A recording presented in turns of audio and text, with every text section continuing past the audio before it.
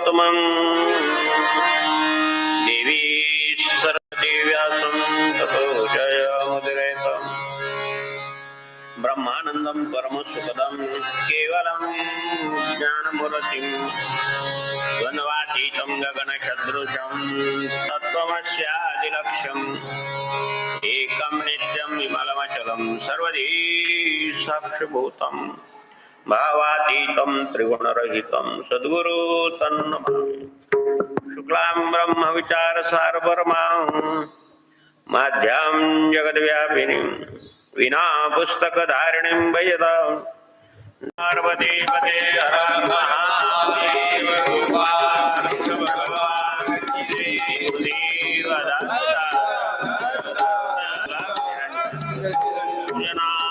स्वामी महाराज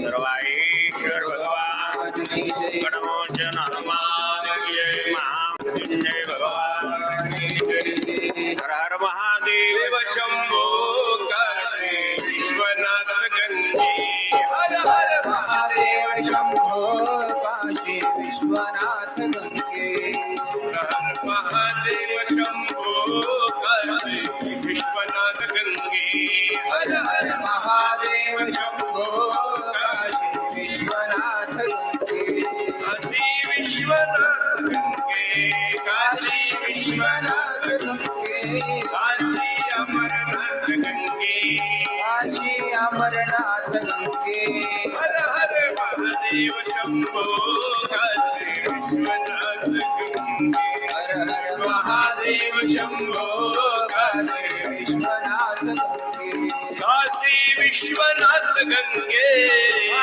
विश्वनाथ गंगे काशी अमरनाथ गंगे काशी अमरनाथ गंगे हर हर महादेव शंभो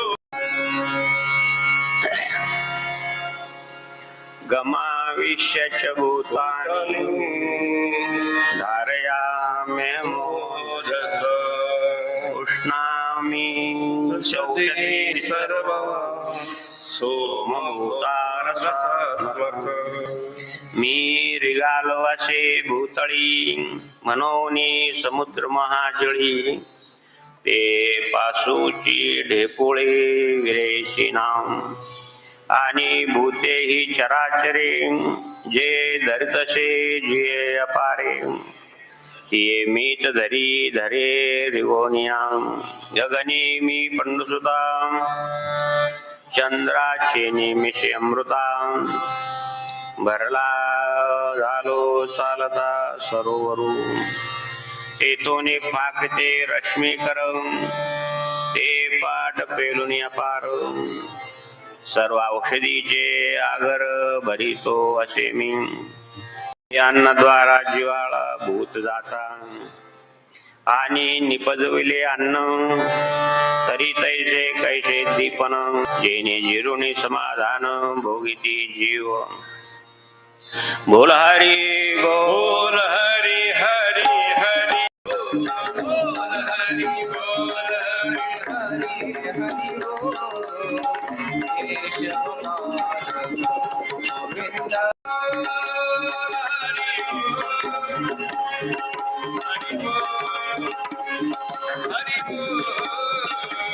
हरि बोल हरि बोल हरि बोल हरि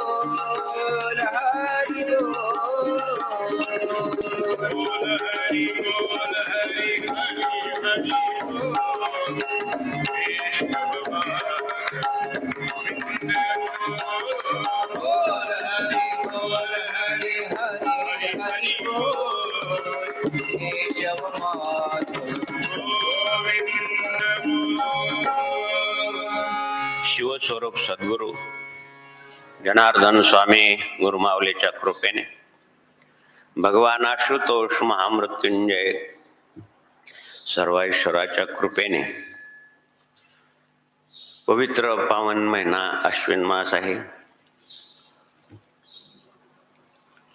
अश्विन मासाची जी शेवटची पौर्णिमा किंवा असते त्यापासून कार्तिक स्नानाला सुरुवात होते आणि कार्तिक स्नान कार्तिकी पौर्णिमेपर्यंत चालतं असा हा पवित्र मास आहे.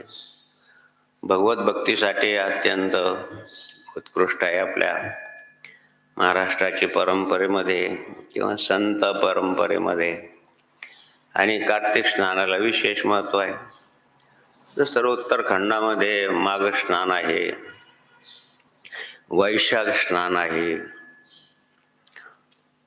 ऋतुमानाप्रमाणे भगवंताने ही आणि पूजाविधीची योजना केलेली असावी हे निश्चित आहे. महाराष्ट्र हा मध्य प्रदेशमध्ये येतो, म्हणजे मध्य भारतामध्ये येतो, म्हणून या ठिकाणी कार्तिक स्नान आहे. वैशाख स्नान जे आहे ते उत्तराखंडामध्ये येतं. तिथं थंडी जास्त आहे, म्हणून वैशाख स्नानामध्ये दुपारच्या वेळेस किंवा वैशाख मास हा उन्हाळा असतो.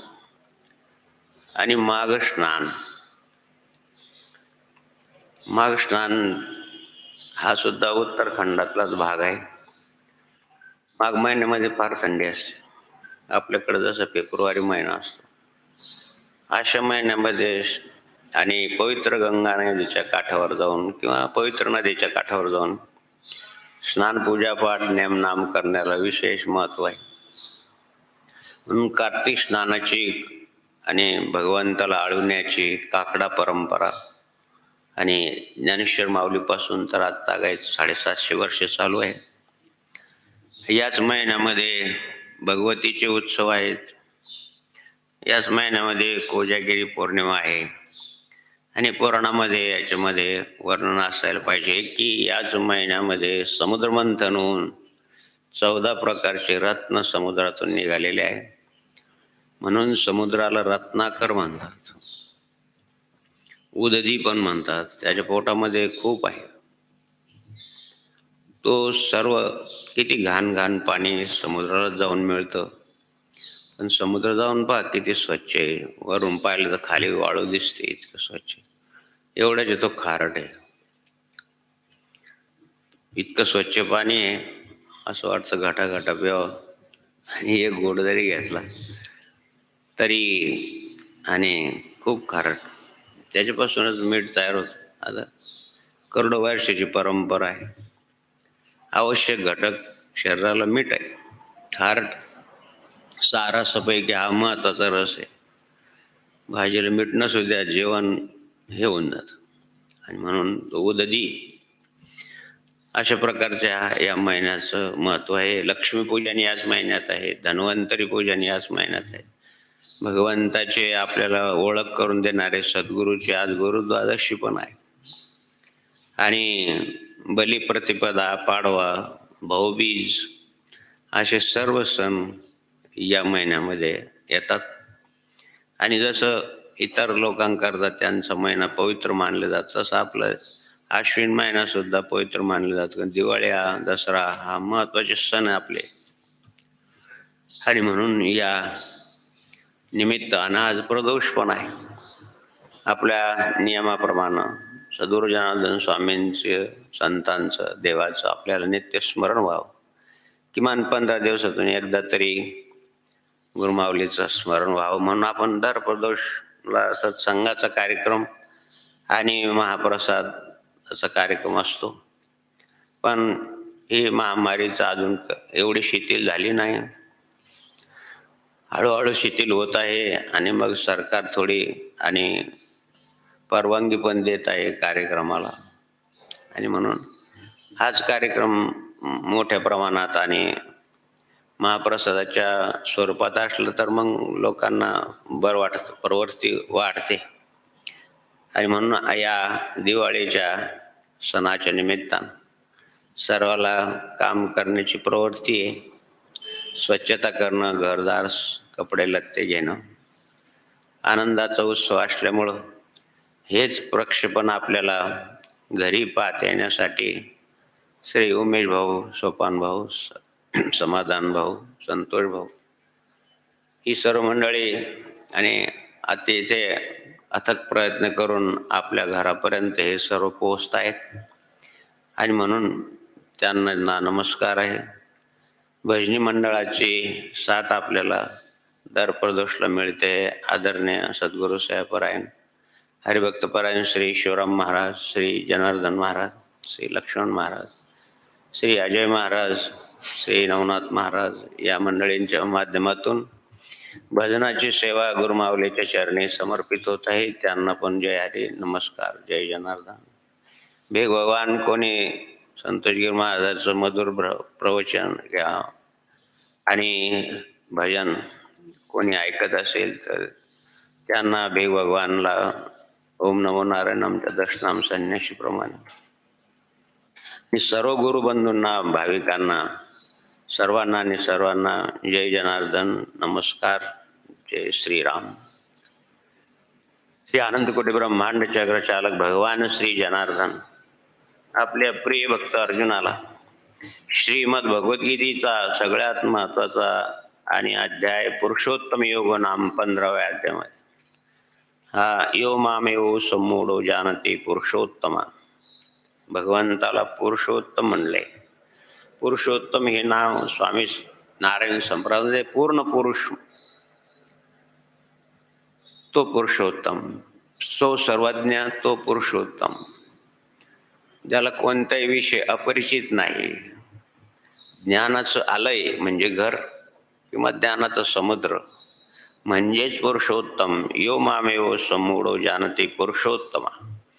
म्हणून त्यांच्या बहुतेक आश्रमाला नाव किंवा मंदिराला नाव अक्षरधाम असतं, पण मध्ये पुरुषोत्तम भगवान आणि मग स्वामीनारायण भगवान असे. स्वामीनारायण भगवान म्हणजे ते पुरुषोत्तम भगवान मानतात. असं भगवान पुरुषोत्तमाच्या नामाचं महिमा आहे. असा पुरुषोत्तम योग नाम 15व्या अध्यायामध्ये 13वा श्लोक आहे. आज धन्वंतरी जयंती असल्यामुळं सर्व प्रकारची दिव्य वनस्पती घेऊन समुद्र मंथनातून धन्वंतरीचा अवतार झालाय. आणि तो धन्वंतरी म्हणजे वैद्य आहे. सगळ्या प्रकारची औषधी त्यांना माहिती आहे. आणि माऊलींनी पण श्रीमद भगवद्गीतेचं आणि निरूपण करताना आपल्या गुरुदेवांची स्तुती करताना, गुरुदेव तुम्ही पण वैद्य आहात. गुरु हा घाली ज्ञानांजन, गुरु हा दाखवी निजदान निज भक्ताशी. पूर्वी डोळ्याला काही त्रास झाला तर विशिष्ट प्रकारची दिव्य औषधे असायची, त्याला अंजन म्हणायचे.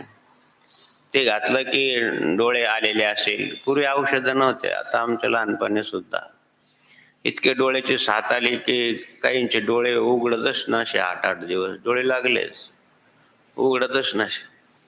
आता खेड्यामध्ये एवढे काही त्यावेळेस डॉक्टरचं हे नव्हतं, वैद्य नव्हतं. म्हणजे धनगर समाजाची मंडळी हे रानात वनात हिंडतात, त्यांना वेगळे विशिष्ट प्रकारच्या वनस्पतीची माहिती असते.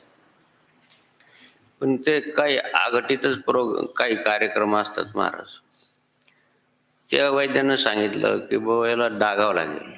डाग देणे म्हणजे काडी जाळायची, तिला कोळसा होईल, लाल झाली कधी काडी म्हणजे कोणती ती वनस्पती कोणती तरी आणली त्याने. म्हणजे आई मुलग्यानं दुसऱ्या दिवशी डोळ्याने उघडलं तर माझं नाव बदलून ठेव. आता ते प्रेमा खातर कर बाबा. आता घटलेली घटना आहे. माझ्या मित्राचं लहान होता, 3री-4थीला पण असेल कदाचित. त्यानं ती काडी आणली, ती जाळली आणि ती लाल झाली ना. काही वेळानं राख होऊन जाते, पण ती जर लाल झाली दोन्ही डोळ्यावर, दुसऱ्या दिवशी डोळे उघडले. ते म्हणलं काय काडी काय आहे नाही सांगायचं. तुमच्या आदिवासी भागामध्ये 13.5 मंत्र 12 मंत्र शिकवतील, पण 1.5 मंत्र शिकवणार नाही. आसुरी मंत्र जारण मारण वगैरे करणारे 1.5 मंत्र नाही शिकवणार, पूर्ण का शिकवणार. पहिलं तसंच आहे, सगळे आड्या शिकवतील पण एक ठेवतीलच. कमालच झाली. आता परत त्याचं पोट दुखायला लागलं, त्यानं सांगितलं परत मग आमच्याजवळ हाच उपाय. तो असा आडो तिडो व्हायचा. आता काय अपेंडिक्स असेल काय असेल, आता आपण त्याला वेगळं नाव देतो. तिथं पण डागले. ते शेवटपर्यंत ते शाळेमध्ये असतं बघा 2 खुणा, ओठावर तीळ, डोळा कोपरगाव कानेगाव वगैरे काय असं, हातावर तीळ आहे असं, हे 2 खुणा असतात. मग त्याच्या डोळ्यावर डागलेलं, छातीवर पोटावर डागलेली खुण लिहिली. खुणा असायचे. आता आधार कार्ड आहे वगैरे, तेव्हा 2 खुणा शरीरावर ओळखण्यासाठी. मला म्हणायचं की वनस्पतीमध्ये एवढी शक्ती आहे. ही एक आता तुमच्या आपल्या भागामध्ये पूर्वी खूप दिवसापूर्वी ऐकलेलं आहे, म्हणजे खूप दिवसाचं कोणतरी लिहिलेलं, हे आपल्या सप्तशृंगी गडावर चैत्र महिन्यामध्ये यात्रा असते आणि ठिकठिकाणी लोक स्वयंपाक करतात. आता खेडेगावातील मंडळी स्वयंपाक करायला भांडे घरूनच घेऊन येते, म्हणून लाकडं वगैरे तिथंच. आता ते स्वयंपाक करता करता ते पेटलं म्हणा, काय भाजी म्हणा, हलवायला काहीच नाही. कढाई लोखंडाची, त्याने एका झाडाची काडी हिरवी काढली, हलवलं पिठलं हलवलं, जेवण झालं. कढई घासायला कढई सोन्याची. हे पुण्यश्लोक अहिल्याबाई होळकरांच्या जीवनात सुद्धा असं एक महात्मा होतं की त्याला वनस्पतीपासून सोनं तयार करण्याची किंमत माहिती होती. हेच असं म्हणतो आपण, एक दंतकथा नाही, स्वामी समर्थाच्या जीवनात सुद्धा एक सद्ग्रस्ताला ही विद्या प्राप्त होते किंवा ते वनस्पतीमध्ये शक्ती होती. असू शकते तिच्यामध्ये. जर ती मृत्यू संजीवनी आहे तिच्यामध्ये, जर माणूस मलेला माणूस जिवंत होऊ शकतो, लक्ष्मणाची काय स्थिती. उपाय केलेच पाहिजे. दुःख आलं उपाय करायचेच नाही का? प्रारब्धात आहे ब दुःख, मग त्याच्यावर उपाय करायचेच नाही का? मग ते उपाय व्हावे म्हणून भगवान हा दयाळू आहे महाराज. भगवान दयेचा सागर आहे आणि म्हणून त्यांनी समुद्र मंथनातून हा धन्वंतरीचा स्वतः अवतार धारण केला. सर्व प्रकारची वनस्पती, धान्य, कडधान्य आणि सर्व, हातामध्ये एका हातात धान्य आहे, एका हातामध्ये अमृत कलश आहे, एका हातामध्ये आणि दिव्य औषधीचा कळस, आणि मग तो भूतलावर टाकला. त्याच्यापासून वेगवेगळ्या प्रकारच्या वनस्पती झाल्या, वेगवेगळ्या प्रकारचं धान्य, कडधान्य, फळभाज्या, फुलभाज्या, ज्याची आपण गिनती करू शकत नाही, एवढ्या भाज्या आहेत, गिनती करू शकत. आपल्याला तर काही फळाची माहिती सुद्धा नाही. मग एका आताच आले का? कोणी म्हणते शिकू आपल्याकडचे नाही, ते दुसरीकडचे. अरे दुसरीकडचे म्हणजे परत झालं वर्षीच ना, दुसरीकडचे म्हणजे एक ठीक आहे, काही फळाला इकडचं वातावरण हे नाही होत, दुसरीकडचं वातावरण होतं. आता आपण म्हणतो सफरचंद फक्त काश्मीरमध्येच होतं, आणि उस्मानाबाद जिल्ह्यामध्ये एका शेतकऱ्याने सफरचंद शेती केली मोठी, चांगले सफरचंद आले. आता किती उष्णतामान आहे उस्मानाबाद, म्हणजे खूप उष्णतामान, या महाराष्ट्रातला सगळ्यात जास्त उष्णतामान तुम्हाला तिकडचं पाहायला मिळेल विदर्भात. तरी पण झालं, आणि तिकडे थंडी. आता सगळे फळं सगळीकडे मिळतात. फळं निर्माण झाले हे ईश्वरानंच निर्माण केले, आपल्याला त्याचं नाव माहित नाही. आता इंग्रजी नाव झाले, ते पिअर्स आहे, अमुक आहे, तमुक आहे, हे खावावं, यानं पांढऱ्या पेशी वाढतात, यानं कमी होतात, यानं जास्त होतात. पण ती सर्व भगवंताची किमया आहे महाराज. बाबाजी नेहमी म्हणायचे की तुझं करता तुझं करविता, शरण तुला रे भगवंता. तो भगवान सर्व, ही जे क्रिएटर, तो निर्माण करणार आहे. त्यानं जेवढं काही निर्माण केलं ते मानवाच्या हितासाठी जे, म्हणून संतांनी सांगितलंय की बक्षियाची घरी कोटी सामग्री, परितो श्री हरी सांभाळे तो, कारणे आठवित्या कोपाळ दिवशी, पोटशी तो एकटा सर्वांश येतो, अन्न पाणी तोची देतो, प्रेमे सर्व सांभाळितो. एखाद्या भागात पाऊस पडत नाही, एखाद्या भागात खूप पडतो, आणि त्या ठिकाणी पीक पाणी चांगलं येतं, तर जेवढं पीक येतं तेवढं सर्व जनतेला पुरेल एवढंच येतं. सगळ्याला आपल्या भारत म्हणा किंवा भारताच्या बाहेर म्हणा आपण निर्यात करतो. जिरे सगळ्यात जास्त राजस्थानमध्ये पिकतात, तिथे किती महाग. मोहरी तिकडे पिकले. आपण म्हणतो एवढे मठ कुठून येतात? मराठवाड्यात थोडे मठाची शेती काय, एखादा पाट टाकतात म्हणजे बाजरीमध्ये, मग किती लागतात, किती लोक उसळ खातात दररोज.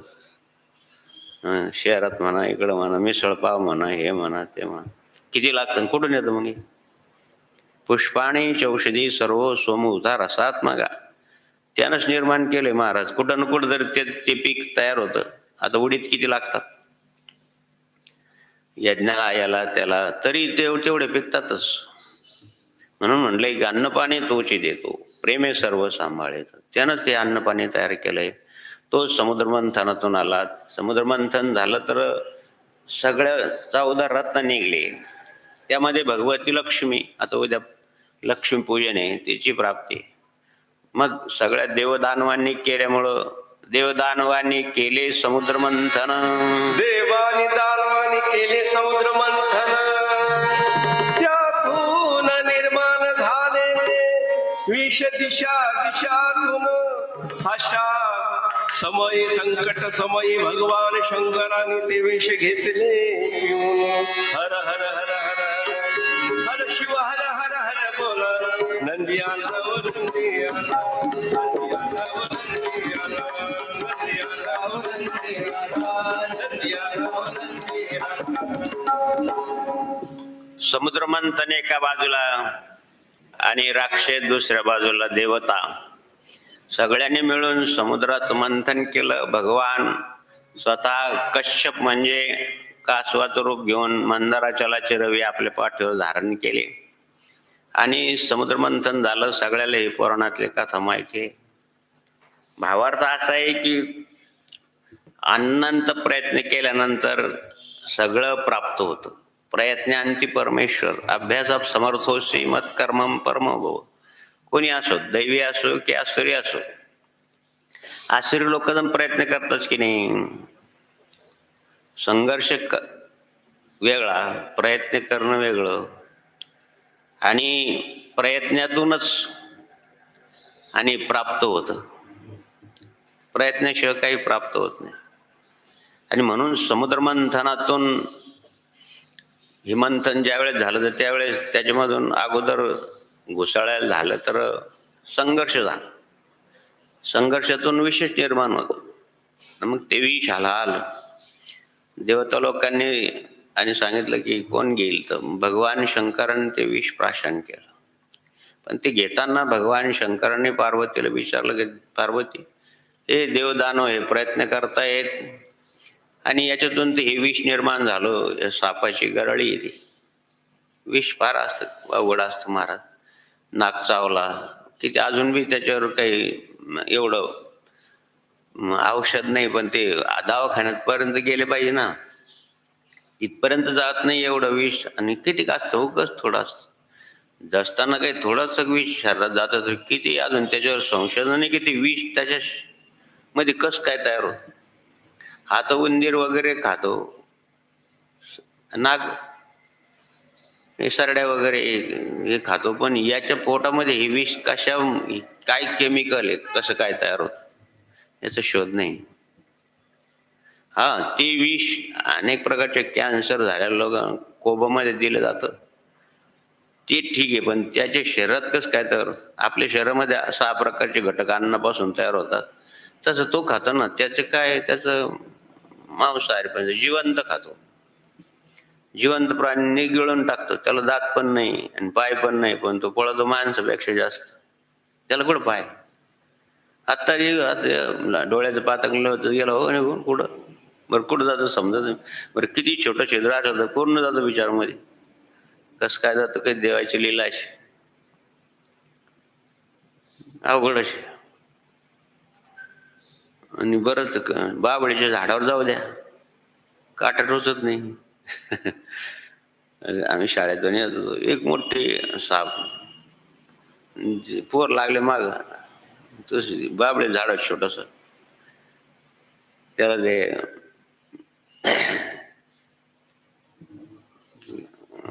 माऊलीने वर्णन केलंय की ती कोणती बाबूळ खैर,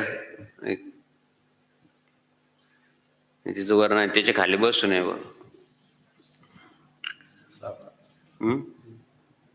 त्याच्या खाली बसून अशुभ मानलं जातं. त्या बाबळी झाडावर तर चढलं, इतकं काढ लोक पाहत, मुलंच ते दगड मार, कोणी ढेकोळ मार, कोणी का एक लागू दे ना, सळकन इकडं सळकन तिकडं. खाली वाढल्यानंतर तुम्हाला माहिती खेड्यामध्ये त्याला लय जोर येतं काही लोकांना साप मारायचं. तर म्हणजे पोर म्हणे अरे मार लागायला करून टाकला. 7-8 दिवसांनी पाहिलं ते वर जे माती टाकली त्याच्यावर हिरवं गवत होतं, ते गवत सुद्धा वाळून गेलं. आता त्याच्या पोटात विष थोडंच असतं. आता मारल्यानंतर काय राहणार तरी विहिरीत पोहायला लागलो तर 4-5 वर्ष विहीर होती. कंगणे खाली होते, वरून उड्या टाकायच्या आणि वर यायचं कंगणे. वरून उड्या टाकलं 2-3 जण आणि खाली साप. परवा आता फजिती झाली महाराज, सगळे ते वाढणाऱ्यासारखे 2-4 जणांना उड्या मारल्यावरून मोठी विहीर होती. 12 मोठी म्हणून होती. पूर्वी असायचे 12 मोठी चालायच्या, इकडून 2 तिकडून 6 अशी मोठी विहीर होती. वर येता येतं महाराज धोत्राचं पितंबर, धोतर नसायचं म्हणा, चड्ड्याचं असायचं. पोहायचं तर खरं. मग आता खेड्यातले मुलं फार हुशार असतात. बोरीचे काट्या तोडल्या, दोराला बांधल्या, मध्ये ठेव तो त्याची काटे बसलं त्याच्यावर, हलवलं असं. आता बोरीचे काट्या बोरी झाडावर नाही जात, बाबळे झाडावर जाईन पण बोरी झाडावर नाही जात, कारण ते काटे असे असतात आणि ते त्याला लागतात. मग त्याला सुद्धा ज्ञान आहे. म्हणून त्याच्यामध्ये जे विष आहे त्या विषाचा आता चांगला पण उपयोग होतो आणि माणूस मरतो देखील. अशा प्रकारचं विष समुद्र मंथनाच्या वेळेस तो गरम झाला, त्याच्या पोटातून बाहेर आली गरम. पाल विषारी नाही, पण तिच्या पोटातून तिला ते जास्त झालं, अपचन किती होते, आपल्याला जशी उलटी होती तसं ती पण गरळी टाक.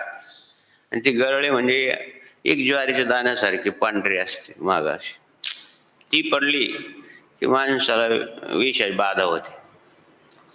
अशी पाल पडलेलं पाणी आम्ही पिलेलो. परीक्षेचे दिवस औरंगाबादला यज्ञ चालू, परवा चला आवरा लवकर, बाबाजी म्हणजे अशा महाद्वारातच बसलेले, ते आपल्याला तयारी करून कर्फ्यू लागला. कामाला कोणीच नाही, यज्ञ तर जाहीर झाला. परवा हे झाडा इकडं मंडप करायचं, ते करायचं, परवा लवकर न्यारी करा किंवा हे करा, पाणी प्या या लवकर.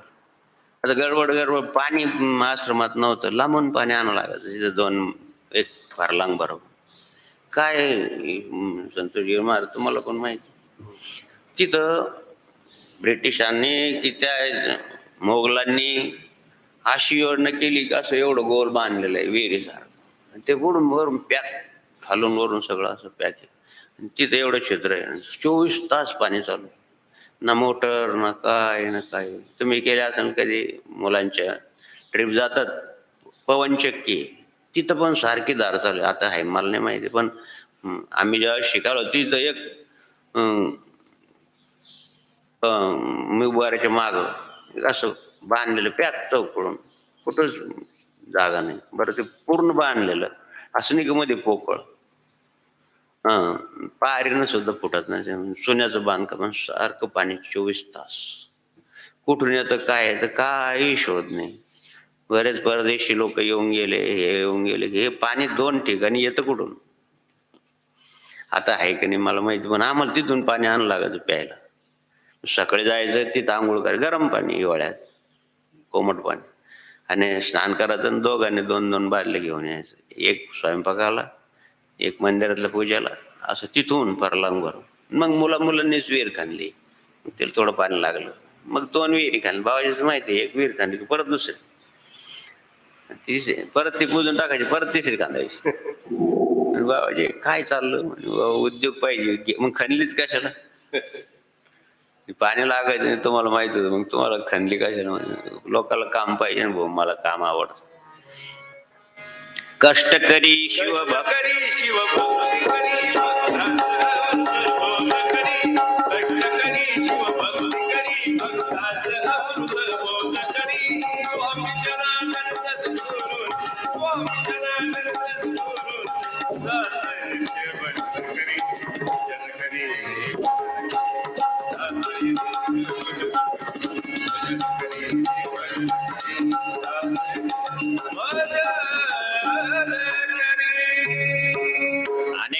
प्रकारचे रत्न निघायच्या अगोदर हलाल विष निघालं. म्हणजे कोणताही प्रकारचा संघर्ष प्रथम दर्शनी विषासारखाच असतो महाराज. कोणत्या घ्या, पती पत्नीचं घ्या, भावाभावाचा घ्या, इकडं पार विकून जातील, आपली सर्व संपत्ती विकून टाकतात, वकिलाला देतात आणि भावाला देत नाही. काय महाराज, ही समाजाला लागलेली मार मोठी कीड आहे. जाऊ द्या ना, खाऊ द्या ना, समाजच खाईल. पण आपला समाज समाधानी नाही महाराज. एक सद्ग्रस्तानं सांगितलं की बाबा मला माझी परिस्थिती चांगली आहे, मी माझ्या भावाला सर्व जमीन बिमीन वाटून दिली, माझ्या वाटेत सुद्धा देऊन टाकले. एव्हा मला माझी परिस्थिती चांगली आहे, तुम्ही शेती करता, तुम्हाला घ्या ही जमीन, पण मला माझे आई वडील माझ्याकडे द्या. हरकत नाही, उलट आणखीन चांगलं ना, आई वडील माझ्याकडे, त्यानं मला समाधान आहे त्याच्यामुळे. आणि परमार्थिक आहे बाबाजींच्या सेवेतला सद्ग्रस्त. आता वडिलांची काय इच्छा असते, पोराला जमीन नाही, उत्पन्न गंज आहे, फॅक्टरी वगैरे काय, पण जमीन शेतकरी म्हणलं तर शान नकोळेल जमीन. आपल्याला कोणी प्रश्न विचारतात, शिवराम का आम्हाला जमीन विकायची, मी त्याला काही सांगत नाही. अरे ती काळी आई, नका करू, कोणी जरी करी नसणार काही नसणार, तुम्ही नका करू. तुम्हाला बंगल्यात राहायची सवय आली, तुम्ही काय कष्ट करणार आहे. कष्ट करणारा कुठं कोरोना ऐकलं, रोग नाही राहत. आणि म्हणून देव कोणी म्हणलं ना मग जमीन विकायची, काही सांगत नाही.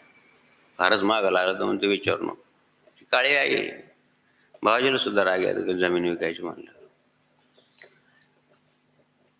वडिलांनी सांगितलं, अरे हो तुला जमीन नाही, आपण शहाण्णव कुळे मराठा आहे, आपल्याला जमीन पाहिजे. मग बाबा तुम्हाला बरं वाटतं जमीन घेऊ आपण. मग एक जमीन घेतली चांगली, आणि म्हातारं वारलं.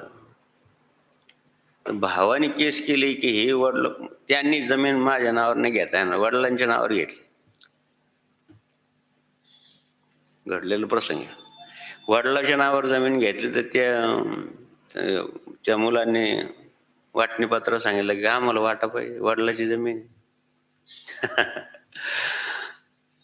श्रीराम जय राम जय जय राम, श्रीराम जय राम जय जय राम, श्रीराम जय राम जय राम, श्रीराम जय राम जय जय राम.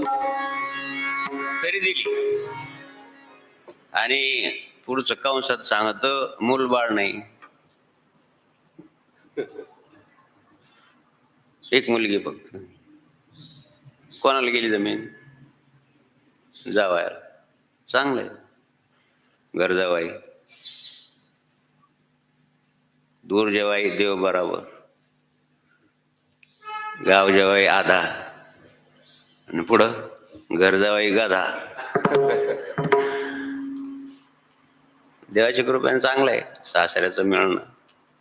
पण शिवार सांगायचं तात्पर्य काय की मंथनातून ज्या वेळेस अनेक प्रकारचे रत्न निघाले, भगवती लक्ष्मी निघाले तर नारायणाला दिली, विष निघालं तर भगवान शंकराला दिलं, चंद्र निघाला तर भगवान शंकराला शरीराची आग झाली म्हणून सर्वांनी मिळून भगवान शंकराला चंद्र डोक्यावर दिला. आणि सगळ्या प्रकारचं उच्चश्रा नावाचा घोडा निघाला, असुराचे अधिपती आणि शुक्राचार्याला दिला. कामधेनू निघाली, वशिष्ठ महामुनीला दिली. दोघांच्या संगनमतानं संघर्ष जरी होता तरी संगनमतानं वेगवेगळे वनस्पती वाटून निघले. मग 108 प्रकारचे रोग निघले. मग आता हे कोणा घ्यायचे? मग हे परत भगवान नारायणाची प्रार्थना केली की भगवंता हे काय? मग भगवान शंकराने सांगितलं परत घोसाळा. नारायणाची प्रार्थना केली तो याच्यातून ते बरोबर उपाय काढतील. आणि म्हणून समुद्र मंथनातून 108 रोग निघले तर 107 प्रकारचे वनस्पती निघल्या. वनस्पतीमध्ये फार शक्ती आहे. द्रोणागिरी पर्वतांना मारुत्र्य आले तर ते द्रोणागिरी हा येथे ठेवून बसला श्री मारुती. द्रोणागिरी पर्वतावरून सर्व दिव्य प्रकारची वनस्पती, तिला विशिष्ट प्रकारचा वास आहे वनस्पतीला. काहीला वेगळं वास आहे तर काहीला खूप चंदन वनस्पतीची किती सुंदर वास. टांकळ नावाची वनस्पती, तिला पण सुंदर वास. जर दात घसले तर तुमचे दात पडतच नाही. टांकळ नावाची होती ती, तिनं दात पक्के होतात. अशी प्रत्येक वनस्पतीमध्ये शक्ती आहे. ती दिव्य वनस्पती रात्री तिचा उजेड पडायचा. वनस्पती शास्त्र आहे महाराज, आयुर्वेदिक शास्त्र आहे. तिच्या अगोदर पूजा करावी लागते आदल्या दिवशी रात्री जाऊन. मग तिला आवाहन करावं लागतं, काही तू तुझा परोपकारासाठी जन्म आहे, मला अशा प्रकारचा रोग झालेला आहे आणि तू त्या रोगाकरता आणि तू मला सहाय्य कर, म्हणून तिथंच आणावं लागतं. आता तर बाबा सगळ्या प्रकारचं जंगल तोड झाली.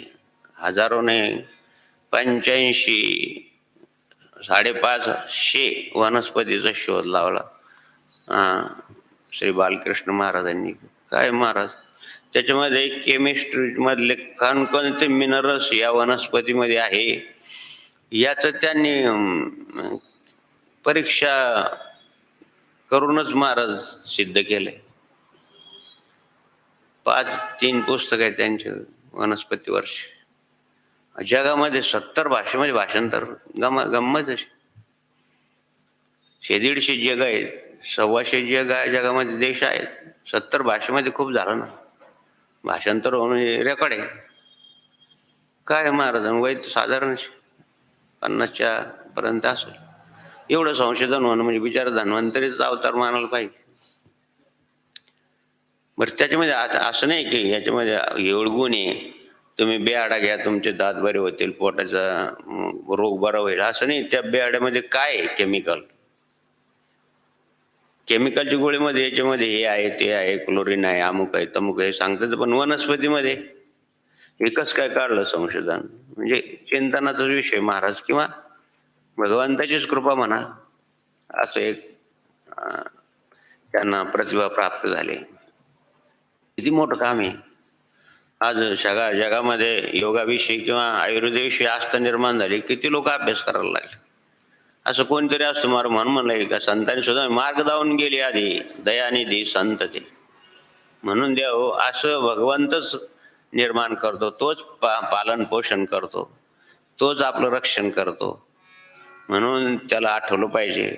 आठवण तुम्ही द्यावी आठवण तुम्ही द्यावी पांडुरंगा, आठवण तुम्ही द्यावी पांडुरंगा, किंवा माझी सांगा तुळती, किंवा माझी सांगा तुळती, आठवण द्यावी पांडुरंगा,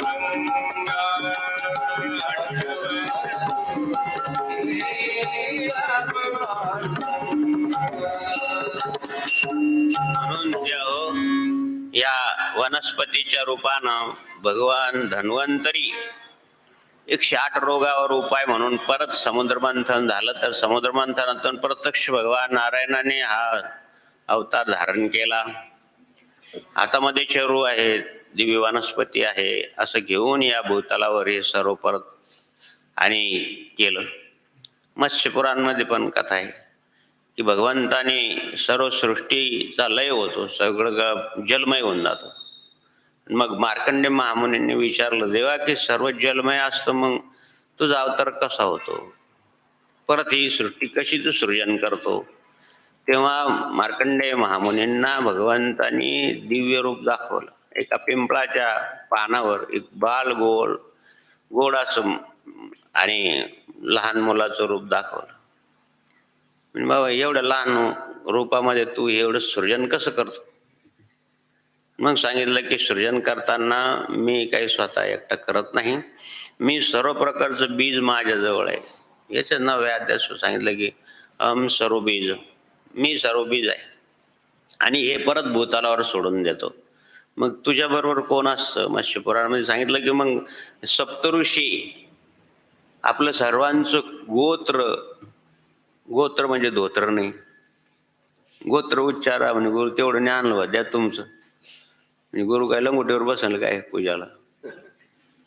गोत्र म्हणजे आपण ज्या ऋषीच्या कुळात जन्म, हे सप्तऋषी आपलं कुळ गोत्र आहे, त्यांच्यापासून आपली उत्पत्ती आहे. माहित नसलं मग आपण काश्यप गोत्र म्हणतो. काश्यप ऋषी सर्व सृष्टी आहे, देवासुर सुद्धा काश्यप ऋषीचे आहे. दिती आणि आदिती, कद्रू आणि विनीता या 4 पत्न्यापासून हे सर्व प्रकारची सृष्टीची रचना आहे. स्कंद पुराणात पण आहे, मत्स्य पुराणात पण आहे. भगवान मार्कंड्याने विचारल्यामुळं सांगितलं भगवंताने की मीच क्रिएटर आहे, आणि म्हणून सर्व प्रकारची वनस्पती भगवंताचं स्वरूप आहे आणि तिच्यामध्ये फार शक्ती. मारुतीला सांगितलं की अशा दिव्य वनस्पती, ती रात्री चमकते, तिला विश्व त्याचा प्रकारचा स्वयंप्रकाश. ती वनस्पती घेऊन आता मारुतीने विचार केला की मारुत्र्या बुद्धिमत्ता वरिष्ठ नव्हते, मग त्यांना समजलं नाही का? काही लोक म्हणतात मारुतीला कसं काय कळलं नाही, ती वनस्पती सगळीकडे चमकते. तसा नाही विचार, मारुतीरायाचा विचार वेगळा होता की फक्त लक्ष्मणाला आज शक्ती लागली, उद्या काही होऊ शकतं युद्धामध्ये, आणि याच्यामध्ये दिव्य वनस्पती आहे, कापलेलं असलं तरी ते ताबडतोब काही लेप म्हणा, काही वनस्पतीचं लावलं तर घाव भरून जायचं, छत्रपतीपर्यंत चालू होतं. नाही विशेष प्रकारचं वनस्पती जाळून चाटण दिलं तर बेशुद्ध माणूस शुद्ध यायचा. हेच औषध होते पूर्वी, दुसरं कसं होत. आणि मग त्यांनी विचार केला की 18 पद्म वानर आहे, कोणाला लागला असेल, कोणाला युद्धामध्ये काय झालं असेल. 85,000 राक्षस मारले एकटं मारुतीरायानं. आणि मग त्याच्यामध्ये माकडावर धावल्यानंतर त्यांना मारलंच असेल ना त्या राक्षसाने, कोणाचा हात तुटला असेल, कोणाचा पाय तुटला असेल. मारुतीरायाने विचार केला की सगळ्यावरच उपाय होईल ना, दवाखानाच घेऊन चाला ना, मेडिकलचं डॉक्टर तर आहे तिथं, पण मेडिकल दुकान नाही ना श्रीलंकेमध्ये. आपण मेडिकल प्रथम टाकू तिथं. DSM झाले होते मारुतीराय काय. सगळ्या प्रकारची वनस्पती भावार्थ रामायणमध्ये वर्णन आहे, खूप प्रकारच्या वनस्पतीचं वर्णन आहे. आणि दासबोधामध्ये तर विचारूच नका, समर्थांना खूप प्रकारच्या औषधीची माहिती होती, बऱ्याच प्रकारच्या औषधी त्याच्यामध्ये आहे. हात तुटला तर तो जोडले जायचा. पूर्वी आता तर शिळाई वगैरे टाकतात, मध्ये स्क्रू करून देतात, पूर्वी नव्हतं ते, बांधून देतात. विशेष म्हणजे जनावराचा पाय तुटतो, काही त्याला वात येतो, तुम्ही पाहिलं लहानपणी की त्याला बांधायचे आणि लाल असं ते विशेष प्रकारची एक सळई असायची, ती सळईनं ते असं डागायचे ते बैलाला, मग त्याचं वात यायचं बंद व्हायचं. आता ते त्रास होतं, जाळ म्हणजे लाल लोखंड म्हणून शरीरावर फिरवणं म्हणजे मग अवघडच मारा. तरी पण काही दिवसानंतर जनावर चालायला लागायचं, वात नाही यायचं. हे मी पाहिलं लहानपणी. पूर्वी शेती जनावर म्हणजे बैलावरच करायचे, एवढी शक्ती. पण ती नुसतं डागायचं नाही, ते विशिष्ट प्रकारच्या वनस्पतीच्या रसात बुडायचं मग डागायचं. ते ज्यांना माहिती आहे त्यांनाच खरं, दुसऱ्यांनी काही नाही. म्हणून त्याची माहिती फार महत्वाचं. मारुतीला माहिती नव्हती असं नव्हतं, सगळंच घेऊन आले. आणि म्हणून महाभारत रामायणामध्ये वर्णन आहे की अशाच प्रकारची जी वनस्पती आहे, हात तुटलेला असेल, जखम झाली असेल, काही झालं असेल, कोणत्या प्रकारची व्याधी असेल, त्याच्यावर ही वनस्पती, त्याच्यावर ही वनस्पती. दासबोधात सुद्धा आहे याच्यावर काय उपाय आहे, याच्यावर काय. सर्वसाधारण आजीबाईचं बटवं म्हणून येतं बा कधी कधी, आता सुद्धा आहे, पण ती वनस्पती राहिले नाही. आता लावायला लागले लोक. तर मुरड शेंग नावाची वनस्पती, ती अशी आड्या शेंग नाहीच ती बाबा, नाही त्या आड्या एकमेकाला. काय ईश्वराची लीला आहे ती. ती अनेक प्रकारच्या रोगावर चालते. शेंग नसती ती, पण ती अशी एकमेकात गुंफलेली असते. आपण दोरी ओळतो ना, तशी ती शेंग असते, तिला मुरड शेंग म्हणतात. अशा खूप वनस्पतीची माहिती त्या सर्व त्या पर्वतावर होती, द्रोणागिरीवर. तोच पर्वत घेऊन आला ते. द्रोणागिरी घेऊन आला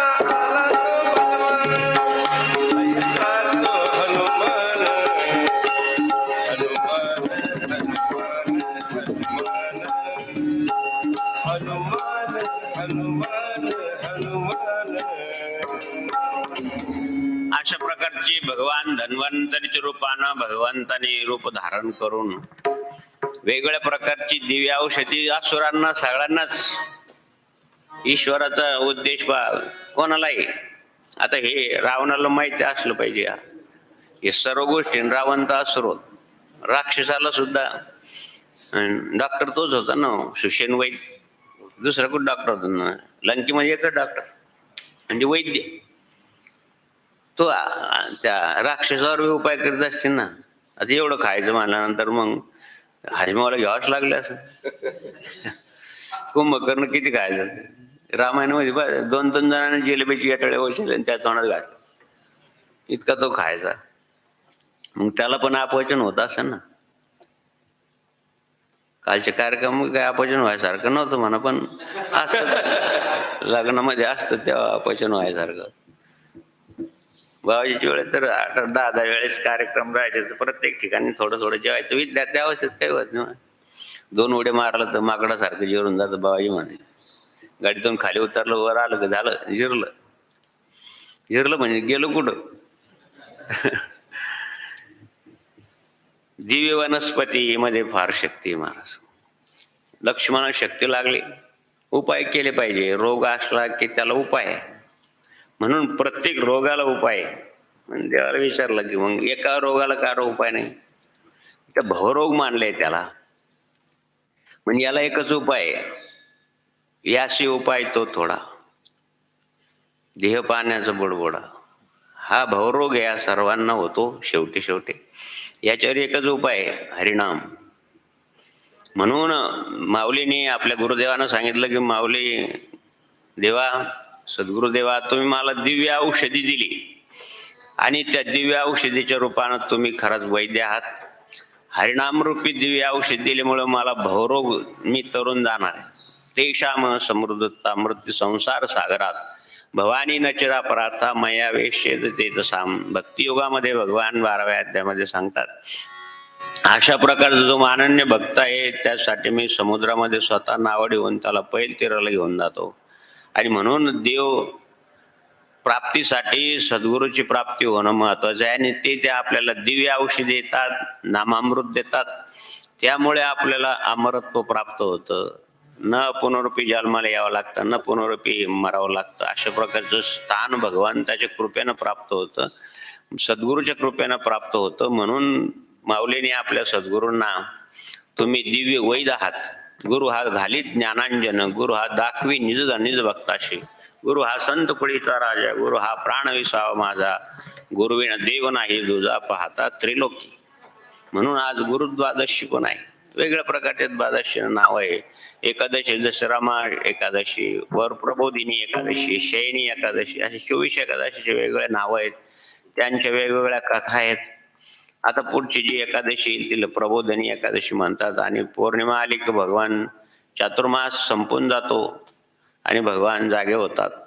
आणि म्हणून सांगायचं हेतू लक्षात घ्या की आपल्या संस्कृतीनं ज्या ज्या ऋतूमध्ये जे जे काही सण सांगितले आहेत किंवा उत्सव सांगितले आहेत ते आपल्या आरोग्यासाठी आहे.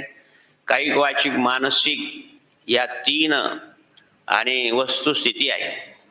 याला अनुकूल असेच आपले सण आहेत. जरा विज्ञानाच्या दृष्टिकोनातून विचार केला तर शरद पौर्णिमेपासून शरद ऋतू सुरू होतो.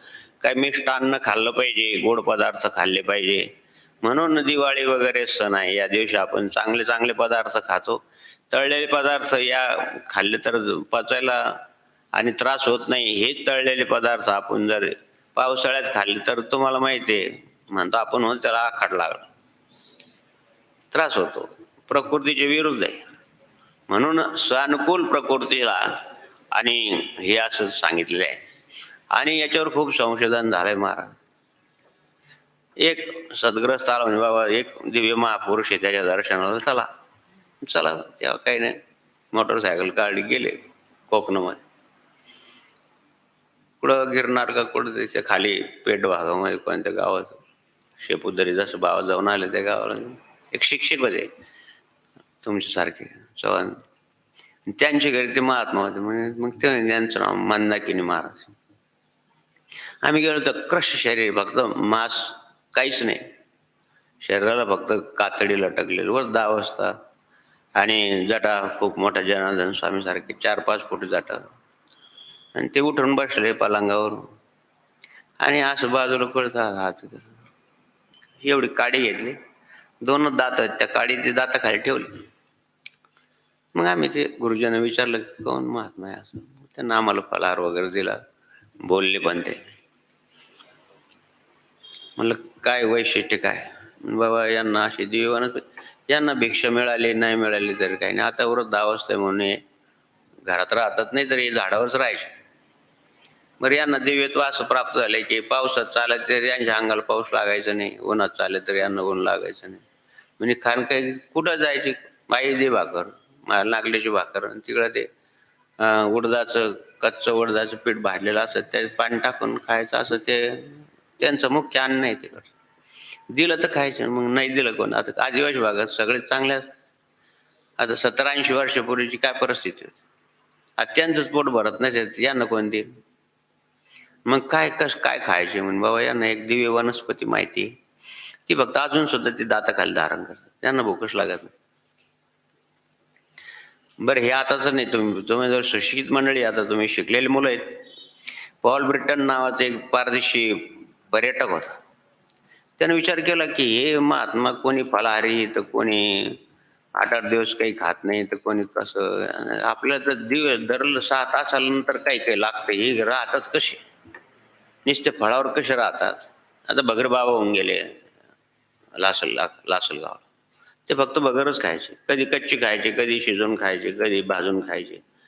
बस पोंडवर 2 मोठी भगर, तेच तेवढंच खायचं. आता भगरीमध्ये काय मिळणार असेल तरी, परंतु त्यांच्या 80-90 वर्षाचं वयापर्यंत जगलेच. मग काय खातात बुवा हे, यांच्यामध्ये काय असं विशेष? म्हणून तो हिमालयामध्ये अनेक प्रकारचे साधू संत अनुष्ठानलाय. त्या गुहेपाशी, म्हणजे इथे महात्मा आहे, बद्रीनारायणचे वर अनेक प्रकारचे गुहा आहे, तिथं तो त्यांचे गुहेपाशी 6-6 महिने त्यानं काढले. 6 महिन्यानंतर तो महात्मा बाहेर यायचे, स्नान वगैरे करून दिव्य वनस्पती घेऊन जायची मध्ये, आणि ती खाल्ली 6 महिने कशालाच नाही, ना 1ला ना 2ला. मला त्याचे आध्यात्मिक अनुभव म्हणून पुस्तक, नाव वेगळं असेल पण पॉल ब्रिटन लेखक निश्चित खूप असे दिव्य अनुभव मी तर खूप दिवसापूर्वी वाटलेले आहे. पण कधी कधी ध्यानात असं काय शक्ती बाई आहे मुळातच. एखाद्याने सांगितलं की बाबा ही जर घेतली ना वनस्पती, ना भूकच लागत नाही. अरे भूक लागत नाही ठीक आहे, भूक लागणं हा रोग आहे, यानं रोग जाईल, पण भूक तर लागली पाहिजे ना. भूक लागली की समजायचं आपल्यामध्ये कोणता रोग नाही, आणि मग खूपच भूक लागली तर म्हणजे याला भस्म्य रोग आहे, दाडप्या खूपच. अनुष्ठानच्या वेळेस एक जण खूप बऱ्याच वेळ 2 पंक्ती होत तर जेवतच राहायचं. मी सांगितलं त्या ठाकरेला, नाही याला भस्म्य रोग दिसतो म्हणून खूपच खातो. काल बरं आपले काम करणारी मंडळी बिहारची आहे, पत्र्याचं काम करणारी, एका जणांना 14 गुलाबजामू खाल्ले. त्यांचं ते मुस्लिम समाजाचं आहे, ते त्यांनी सांगितलं बाबा क्या आहे, क्या पेट आहे की क्या आहे तर और लाव बोले. खरंच दुसरं परत आणले ना महाराज, परत खायला लागला. अरे मर जायगा ना ज्यादा खायगा, माझ्यावर अफवा दिल म्हणे, इतकं खाऊन राहिलं. मग काही नाही झालं म्हणजे, मैंने इतना खा सकता वो, चांगला विचार, इतना खातो. मग आता काही असतं एखादं किलो जिलेबी खाणारे पाहिले, आणि माणूस असा निपटला कार्यक्रम होता, ते जेवायला बसलं, बाबा हे माणूस किती खातं पाहायचं तुम्हाला, वाढव किलो भर जिलेबी खाल्ली होती ना, काही नाही. माणूस एकदम असा एकदम किरकोळ, कस काय मोठी मध्ये पिशवी काय दिसत. श्रीराम जय राम जय जय राम, श्रीराम जय राम जय जय राम, श्रीराम जय राम जय जय राम, श्रीराम जय राम जय राम. वेगवेगळ्या प्रकारच्या रत्नामधून एक रत्न आहे महाराज, हे दिव्य वनस्पती हे रत्नच आहे.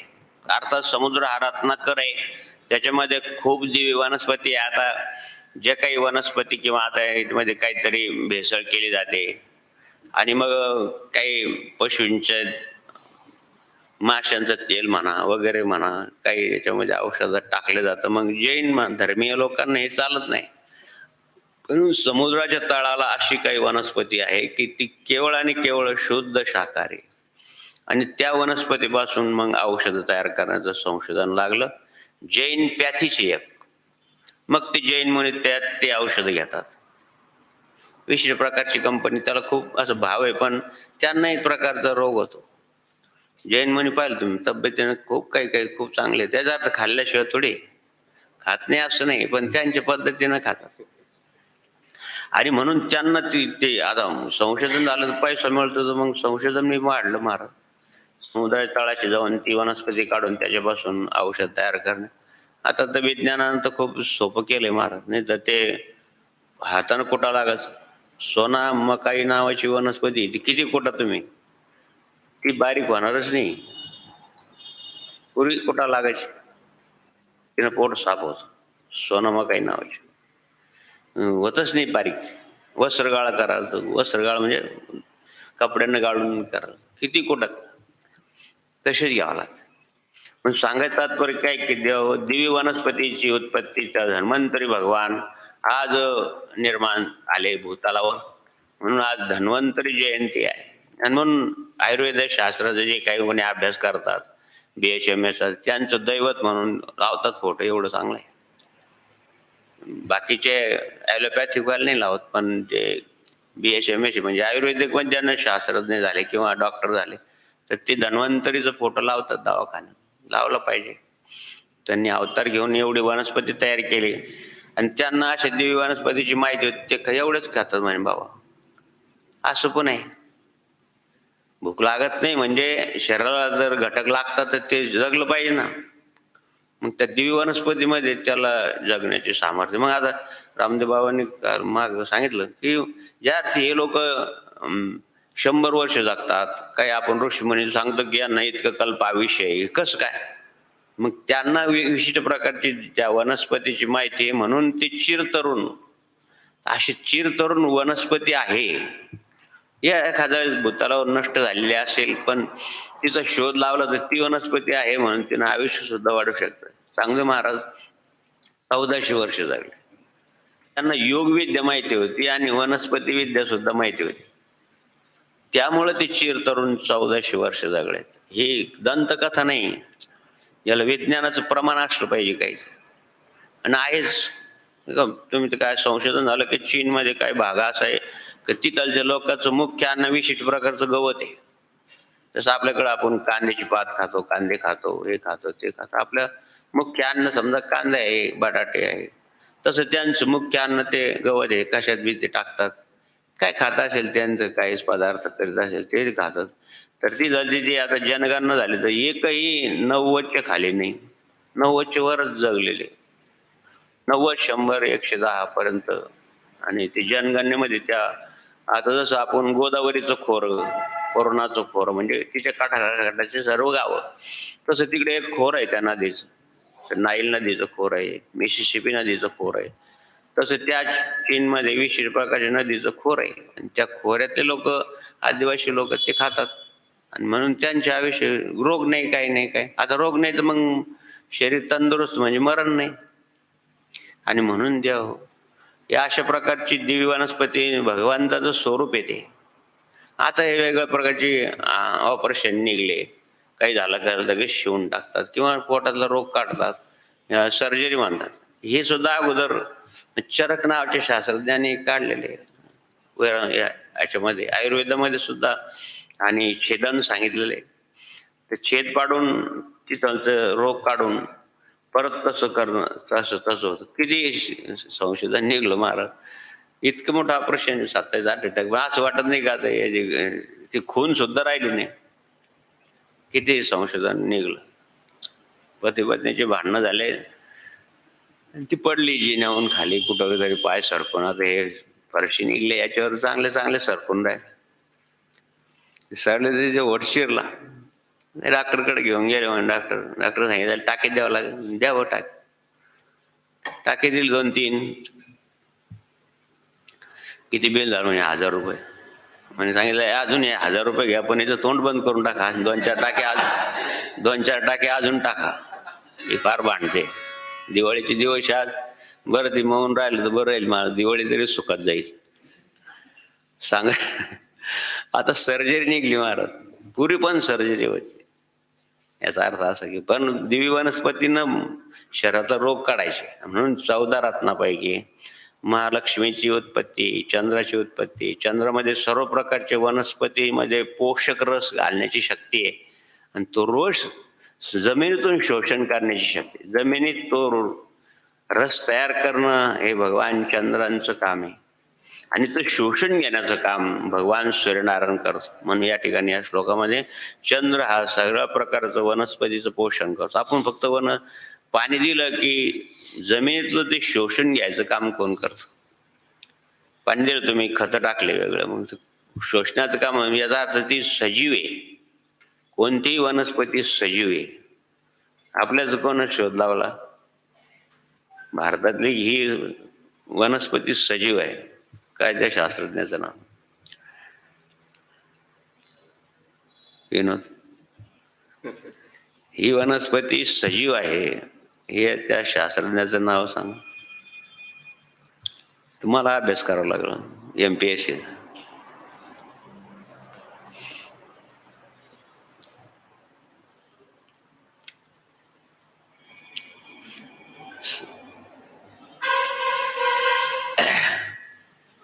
जेवरून सुरुवात आहे कंसात.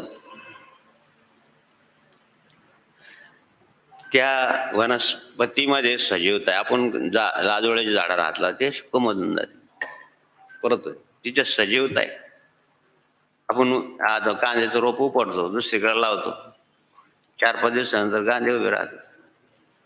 तुम्ही जर आदिवासी, तुम्ही बगर, त्याला वराई म्हणतो, ही रोप उपटायचं आणि असं तिथं लावत पण नाही, असं टाकून द्यायचं. पाऊस चालू असला फक्त टाकून द्यायचं रांगेत, दुसऱ्या दिवशी उभं राहायचं. बगर, आपण त्याला वराई म्हणतो. तिथं असे टोचत सुद्धा नाही. कांदे तरीच टोचा लागतात थोडं, तिला टोचा नाही लागत, टाकून द्यायचं. आपण लावलेले म्हणून आताच बी टोचा लागतं खाली, गेलं पाहिजे कांद्यासारखं. मग ती कोणतं? म्हणजे तिला तिच्यामध्ये सजीवता आहे, ती परत येते. झाड तोडून टाकलं आपण तरी फुटतात पांगशा परत. नरसिंह सरस्वती महाराजांचा एक शिष्य भक्त होता, बिचारा शेतकरी होता. दररोज जाता येता दर्शन घ्यायचा गाणगापूरला. कर बाबा, काय दर्शन घ्यायचं? बाबा चांगलं पीक आलं पाहिजे, सरकारचं हे खंड द्यायची, खंडानं जमीन घेतलेली आहे, चांगलं पीक आलं तर बरं होईल. आता शेतकऱ्याची काय अपेक्षा विचार? साधू संतांकडे गेल्यानंतर जर बरकत द्या, याच्यात बरकत द्या, त्याच्यात बरकत द्या. त्यानं विचार प्रार्थना.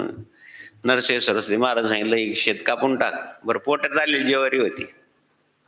इथं मी नवीन आलो, इथं पांढरपूरची शेती होती. इथं समोर इकडं फार आता स्टँड वगैरे झालं, परत रस्त्यापर्यंत पांढरपूरची शेती. गहू पेरायचे, पोटात गहू आलं का कापून टाकायचं, कमरेत गहू यायचं, आणि ती कामा झाली. असं कोणता शेतकरी बा त्याच्या बोंबे आले तर कापून घ्यायचे, खालून गहू.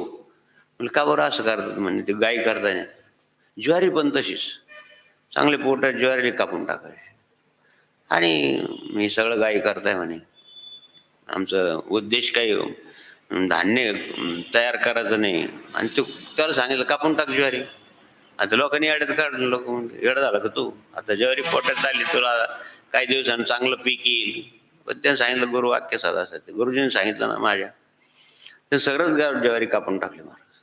सगळे घरातली मंडळी रडायला लागली, लेकर बाळा रडा. खंडानं जमीन घेतली आणि आपण खंड भरू शकत नाही, सावकार आपली जमीन घेऊन टाकेल. ते काय असं म्हणे नरसिंह गुरुजींनी सांगितलं ना. आणि महाराज असा पाऊस झाला की आपण म्हणतो डगफुटी झाली, तशाच प्रकारचा पाऊस झाला.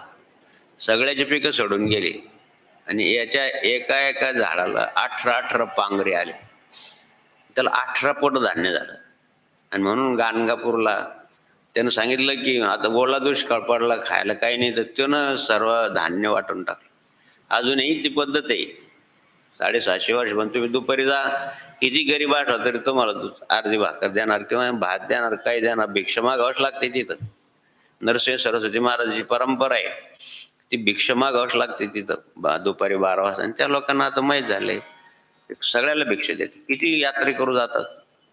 आता काही ना लाज वाटते भिक्षा मागायची, काही नाही मागत, पण आता आहे पद्धती, भक्त बिचारे ते भिक्षा मागतात आणि मग ते भिक्षेचं अन्न खातात किंवा बनवून खातात, तो प्रसाद त्याच्यात टाकून देतात. सांगायचं तात्पर्य काय की देव की अशा प्रकारचे धन्वंतरीचा अवतार, लक्ष्मीचा अवतार, चंद्राचा अवतार, समुद्र मंथनातून निघालेले हे रत्न आहे. 14 अनेक प्रकारचे निघलं. मदिरा पण समुद्रातून निघेल, त्याला सोमरस म्हणतात. तर सोमरसामध्ये वर्णन असे की त्या 64 प्रकारच्या वनस्पतीचा रस होता आणि त्या दिव्य वनस्पती होती. शरद पौर्णिमेला ते सगळ्या प्रकारचा रस दुधात टाकले जातो आणि मग ते दूध पिले जातं. अशा ऋषीमुनींनी ती कोजागिरी पौर्णिमा करायचं दिव्य रस टाकला. पण त्याच्यामध्ये आणि रात्री एक विषारी प्राण्याचं विष पडले गेलं. आता हे वटवाघोळ वगैरे रात्री विणतात नाही, घुबड वगैरे, ती वटवाघळीची विष्ठा तर विषारी आहेच महाराज, पण तिचं मूत्र एवढं विषारी आहे की ते जर डोळ्यात पडलं तर डोळे जातात.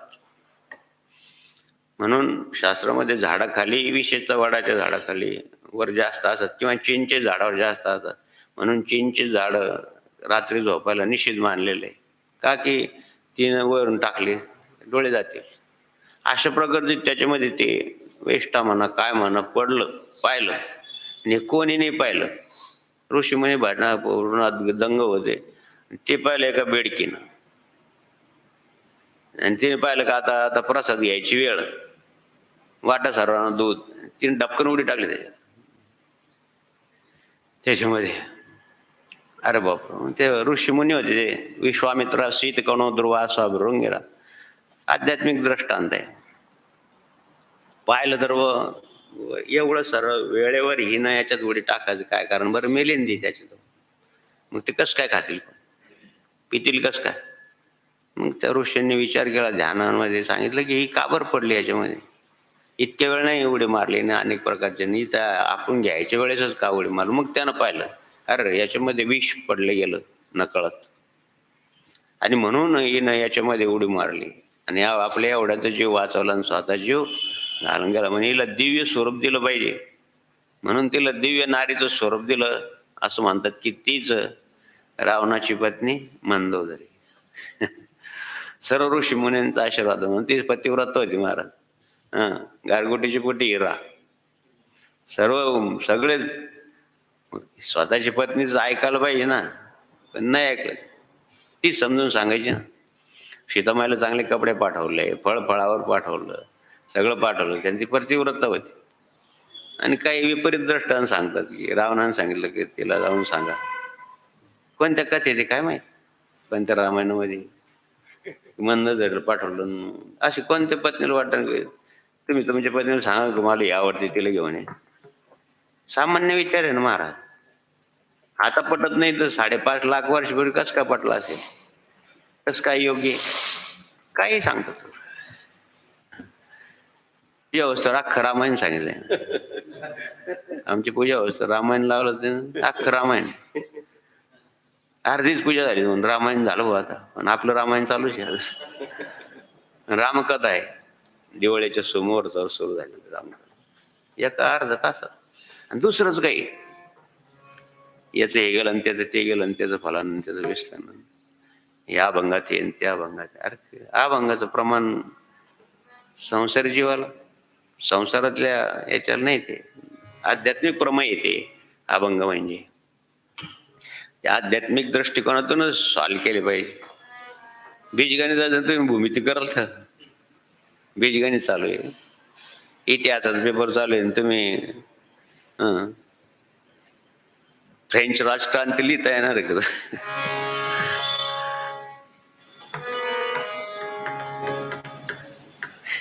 जगदीशचंद्र बोस आणि त्या वनस्पतीचा शोध लावलाय, ती सजीव आहे.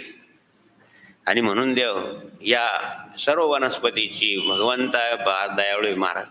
समुद्र मंथनातून हे निघलं, लक्ष्मी निघली 8 पावलांना भूतालावर आली, तर पहा जमिनीमध्ये तिचं अस्तित्व आहे. अग्नीमध्ये तिचं अस्तित्व आहे, पाण्यामध्ये तिचं अस्तित्व आहे, पंचमहाभूतामध्ये भगवतीचं अस्तित्व आहे. म्हणून वनस्पती, सर्व प्रकारचे फळ फूळ झाडं याच्यामध्ये समृद्धता येते. आपण म्हणतो काय समृद्ध भूमी आहे. अरे बाबा, ही ते लक्ष्मीची कृपा आहे. ती आली समुद्र मंथनातून, म्हणून हे सुजलाम सुफलाम झाली. आणि म्हणून बाबाजी सांगायचे की बाबा हो, या काळ्याची सेवा करा, तिच्यामध्ये लक्ष्मीचा निवास आहे. गायीची सेवा करा, ते गायीच्या शेणामध्ये तिचा निवास आहे. ती 30 कोटी देवता गायीच्या शहरात आल्यानं शेवटी लक्ष्मी माताला यायला वेळ झाली आणि सांगितलं, गाई आम्हाला आता मला कुठं द्यायचं जागा. मग लक्ष्मी मातानं सांगितलं गोमातेनी की तुम्ही आता माझ्या शेणामध्ये राहा. म्हणून गायीच्या शेणामध्ये भगवती लक्ष्मीचं अस्तित्व आहे. म्हणून सडा समर्जन केलं पाहिजे. दिवाळीच्या दिवशी निर्माण नाही पोसायला पाहिजे. नाही तुमच्या फरशी, तुमच्या घरात तरी गायीच्या शेणानं फरशी पुसली पाहिजे. आता ज्यांना माहिती आहे, आपल्या विद्यार्थ्यांना पहा तुम्ही, आता खोलीचं काम झालं तर 2-3 वेळेस आणि शेणानं गोमित्रानं रूम पुसून घ्यायची. आहे तुमच्याकडे फरशी वगैरे, तरी परंतु आणि हे केलं पाहिजे. गाडासमोर शेणकाला टाकलं पाहिजे. म्हणजे शेण सडाचं नाही, पण आता निदान गायीचं शेण थोडं घेऊन पोचारा केला पाहिजे. ती लक्ष्मी यायचं वेळी रात्री 12 वाजता लक्ष्मी आपल्या घरी येते. म्हणून लक्ष्मीपूजन आहे. दुसऱ्या दिवशी पाड्या बली पाडवा. तुम्हाला काल परवा सांगितलं अभंग साहेबांच्या प्रवचनात, ऐका तुम्ही. बलिपाडव्याला भगवंतानी बलिराजाचं रक्षण नाही केलं, लक्ष्मीचं रक्षणासाठी तिथे गेले. ही जीवस्य कंठस्य मैत्री लक्ष्मीनारायण. आपण म्हणतो काय लक्ष्मीनारायण सारखं जोड आहे. भले ते अंधारात दिसले नाही तरी चालेल, पण म्हणतो वा लक्ष्मीनारायण सारखं जोड आहे. अंधार माझं सोबती, एक कादंबरी होती, अंधार माझं सोबती. तिची पत्नी बिचारी काळी होते, तिच्यावरची कादंबरी लिहिली. काय लिहितात आता लेखक आहे महाराज ते. काय आता साहित्य संमेलन झालं, तुम्ही पाहिलं, एकापेक्षा एक वल्ली राहतात ना. जोडीतली पत्नी काळी म्हणून काही तिला समाधान करतात काय. आणि म्हणून पुष्प आणि चौषधी सोमृता रसात्मका, सर्व वनस्पतीच्या रसामध्ये भगवंताने स्वतःचं अस्तित्व टाकलं. म्हणून त्याच्यामध्ये गुणक शक्ती आहे. वनस्पतीमध्ये 2 शक्ती आहे. एक तर रोग नाशण्याची शक्ती आहे, आणि जो रोग नाशले जातो तिच्यामध्ये गुणशक्ती आहे. ती पुष्टी करते, तुष्टी करते. म्हणजे ती भूक पण शांत करते, भूक पण वाढवते, आणि पुष्टी करते म्हणजे शरीराला पुष्टता पण देते. म्हणजे पुष्टीरस्तु तुष्टीरस्तु. असं पहा तुम्ही, ज्यावेळेस भगवान शंकरला अभिषेक केला जातो त्यावेळेस हे सर्व म्हणलं जे घृतश्चमे, मधुश्चमे, शर्कराश्चमे, दिव्य वनस्पतीश्चमे वगैरे इतक्या वनस्पती, 5 अध्याय, एवढं सर्व लागतं माणसाला. कपडा लागतो, वस्त्र लागतं, अन्न वस्त्र निवारा ते मूलभूत गरज आहे, पण किती लागतं वनस्पती हे ते वगैरे. ते पहा तुम्ही, ते संसाराला काय लागतं भाऊ.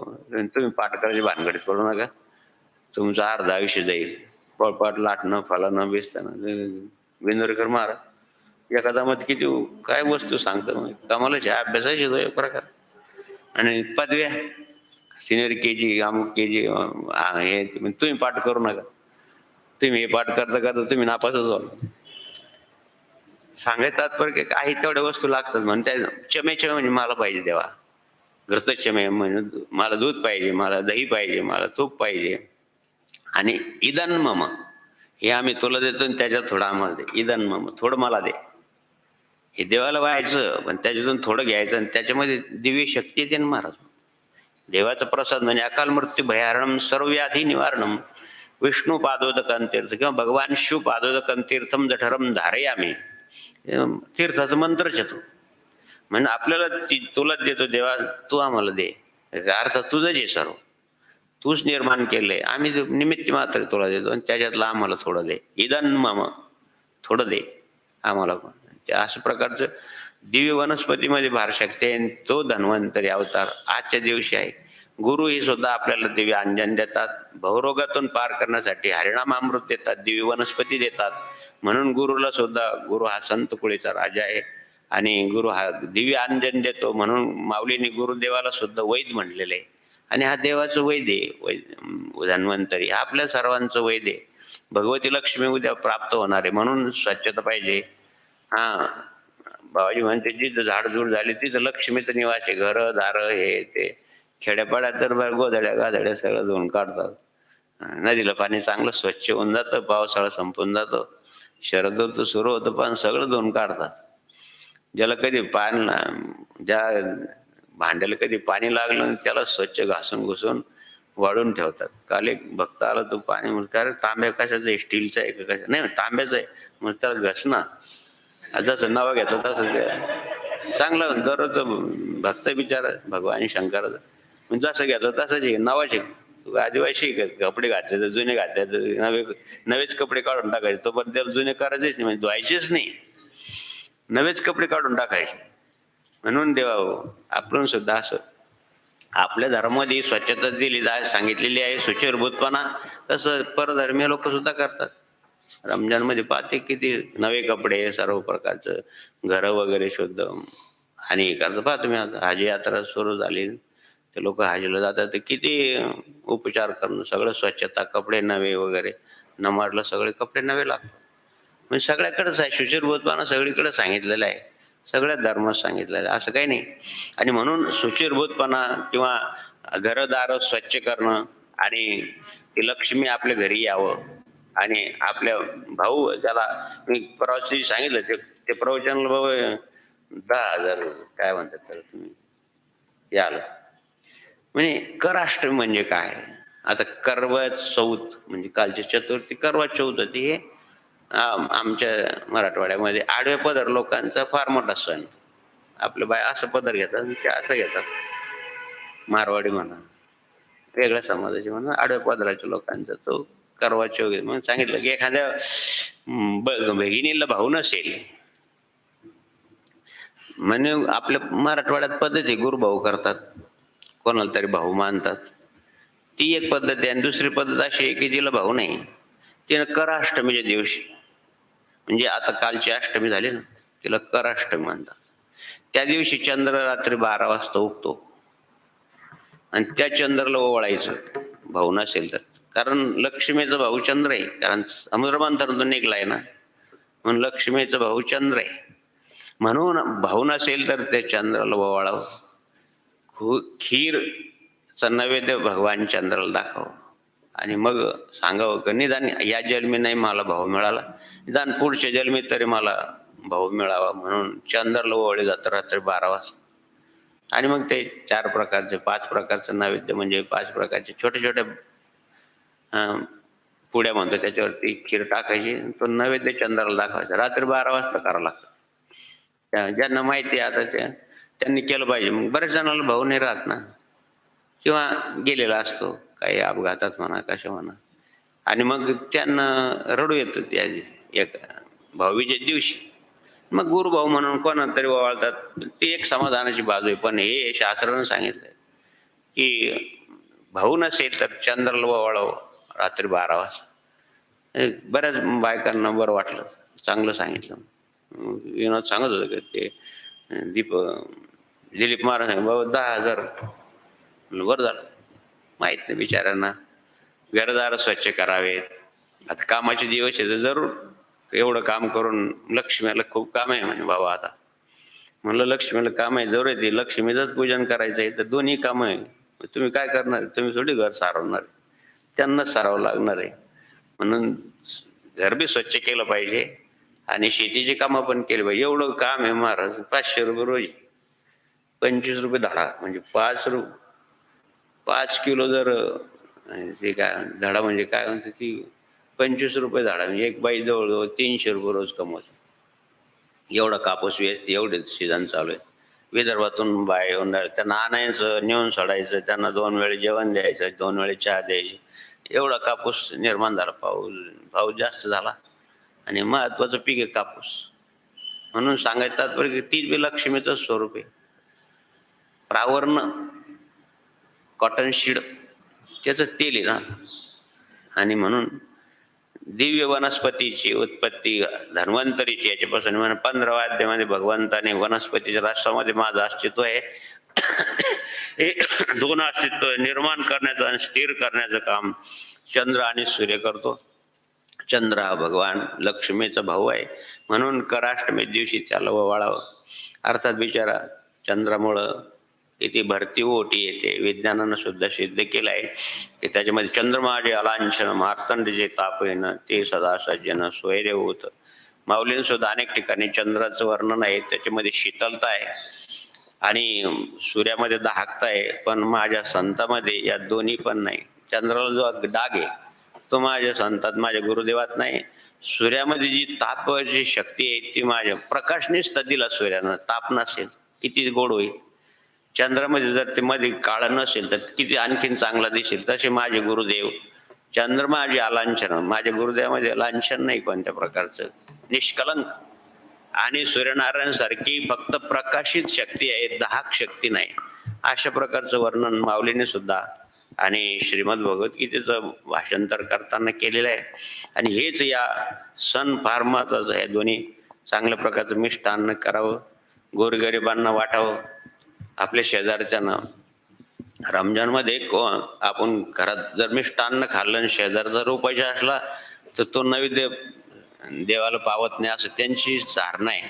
अशीच आपली धारणा आहे की आपण खावं आणि शेजारच्याला काही मिळावं नाही म्हणून आता बरेच निघलं. पूर्वी असायची गरिबी खूप मारत, फक्त दिवाळीच्या दिवशीच काय तर फार पोळी वगैरे मिळायची किंवा मिष्टान्न मिळायचं. पण ते काय 1-2 किलो डाळ आणायची, ती घरी दळायची, आमची आई घरी दळायची, मग त्याची शेव वगैरे करायची.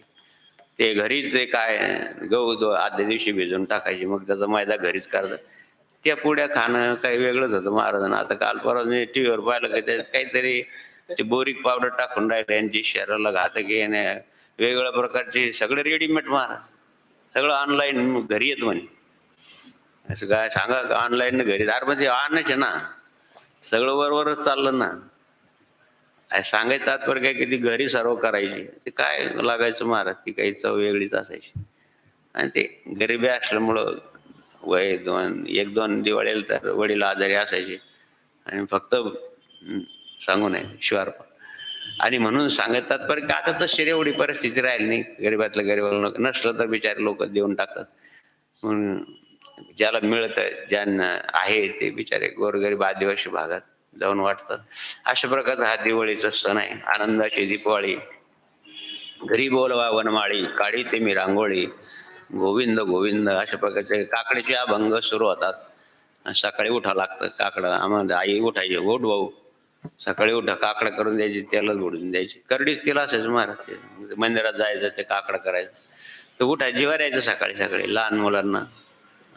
सकाळी उठायचं फार कार्तिक महिना आहे असं नाही, उठावं जावं ते जरी मानवपर्यंत त्याच्यावर तरी सांगायचे काकड्याला जाय. आणि मग लालूच काय तू गेला ना काकड्याला तर तुला बाजरीचं मलिदा तयार करून दे. म्हणजे बाजरीची भाकर करायची, गावठी बाजरी राहायची महाराज. घरात जरी भाकर तयार केली तर रांगणात वाशायचं. आणि मग गुळात गुळ का घ्यायचा, खेड्यातलं ते ह्याची महाराज खाऊस 60 वर्षापूर्वीच. आणि ते बाजरीची भाकर ह्या दिवसात बाजरी निघते नवीन, कारण मग ते चोरमा करून द्यायचे, ते लाडू करून द्यायचे. हा मग का तिथून येईपर्यंत तयार राहायचं. मग त्या काकड्याला जायचं. उठा स्वामी आता काकड्याचे अभंग. उठा स्वामी आता दर्शन द्या सकळा, दर्शन द्या सकळा. झाला अरुणोदय, झाला अरुणोदय. उठा पांडुरंगा दर्शन द्या सकळा, दर्शन द्या सकळा. झाला अरुणोदय, झाला अरुणोदय. तरी निद्रेची वेळा. विठोबाचे नाम आदित्य नित्य दीपवाळे हे काकडचे अभंग. लहानपणी ही सवय लागली पाहिजे महाराज. निदान कार्तिक महिन्यात तरी ही पद्धत आता नाही राहिली. आता खेड्यामध्ये आता पहाटे 10 वाजता उठून काकड केरून होईल सालंग. काकड्याला सकाळीच उठा लागतं. पहाटे 10 वाजता उठून जमतं काय करावं. रात्री 2 वाजता जेवतो आणि मग झोप येते. मग सगळेच आणि म्हणून आता आपल्याला एक दुःखद घटना आहे. या वर्षामध्ये आपल्या महाराष्ट्रामध्ये किंवा भरतखंडामध्ये अनेक प्रकारचे महापुरुष होऊन गेलेत. त्यापैकी सद्गुरू जनार्दन स्वामी क्लिप तयार करायला पाहिजे. त्यापैकी एक सद्गुरू जनार्दन स्वामी आहे. रामकृष्ण परमहंसाला मथुरा बाबू नावाचे एक ग्रस्ताश्रमी शिष्य अनन्य भक्त प्राप्त झाले. त्यांच्या संयोगातून रामकृष्ण मिशनची स्थापना झाली. किंवा रामकृष्णांचे सर्व आध्यात्मिक आणि वारसा मथुरा बाबू लाभला आणि मग त्यांनी रामकृष्ण मिशनची स्थापना केली. फार आता इंटरनॅशनल झाले, त्यावेळेस थोडी होत. 100 वर्षापूर्वी कुठं होतं, एवढं नव्हतं. ब्रिटिश साम्राज्य त्यात. अशा वेळेस अशा महापुरुषांचं काम करणं म्हणजे ग्रस्त आश्रमे तरी होते, पण सर्व समर्पण भावना आपल्या गुरुदेवांच्या शरणी होती. म्हणून त्यांनी त्यावेळेस लोक त्यावेळेस करायला पाहिजे होतं. अरे त्यावेळेस परिस्थिती कुठं होती. आता तुम्ही फरशी हे करता, हे आणतात, ते आणतात, त्यावेळेस कुठं अनुकूलता होती तुम्हाला. त्या परिस्थितीत करणं म्हणजे त्यांच्यासाठी खूप मोठी गोष्ट झाली. 35 वर्षापूर्वी जनार्दन स्वामींचं मंदिर बांधणं, हे करणं, तशी परिस्थिती अवघडत होती. अशा परिस्थितीमध्ये आणि आत्यंतिक श्रद्धा ठेवून गुरुदेवांचं कार्य करणं, चोळाप्पा स्वामी समर्थांचं अनन्य भक्त ग्रस्ताश्रमी, पण शेवटपर्यंत बाबांचं आणि गेल्यानंतर सुद्धा बाबांचं जे काही कार्य आहे, दुःखी रोग्यांचं रोगमुक्त करणं वगैरे वगैरे, भक्ती मार्गाला लावणं, हे कार्य चोळाप्पाने केलं. आणि तेच कार्य बाळाभाऊ आणि भास्कर पाटलांनी आणि शेगावचे श्री संत गजानन महाराजांच्या आणि 2 ग्रस्ताश्रमी शिष्यांनी केलं. बाळाभाऊच्या अंगावर तर शेवटी बाबांना आपल्या अंगावरचं पितंबर टाकलं आणि तुला हे काम, मग बाबांनी प्राण सोडला. असे पण ग्रस्ताश्रमी अनन्य असतात. जनार्दन स्वामींच्या कार्यात सुद्धा मग किती मोठं काम केलं. त्यांचेच वंशज शिवशंकर पाटील म्हणून, आता ते बी पण वारलेत. 18 वयाच्या 18 वर्षी ते त्या संस्थेचे विश्वस्त झाले आणि अतिशय कमी शिकलेले, पण किती चांगलं मोठं नियोजन आहे, चांगलं. आणि महाराज अनन्यता असेल, अंतःकरणामध्ये आपल्या गुरुदेवाशी अनन्य प्रेम आणि श्रद्धा असेल, विश्वास असेल, तर सर्व काही होतं.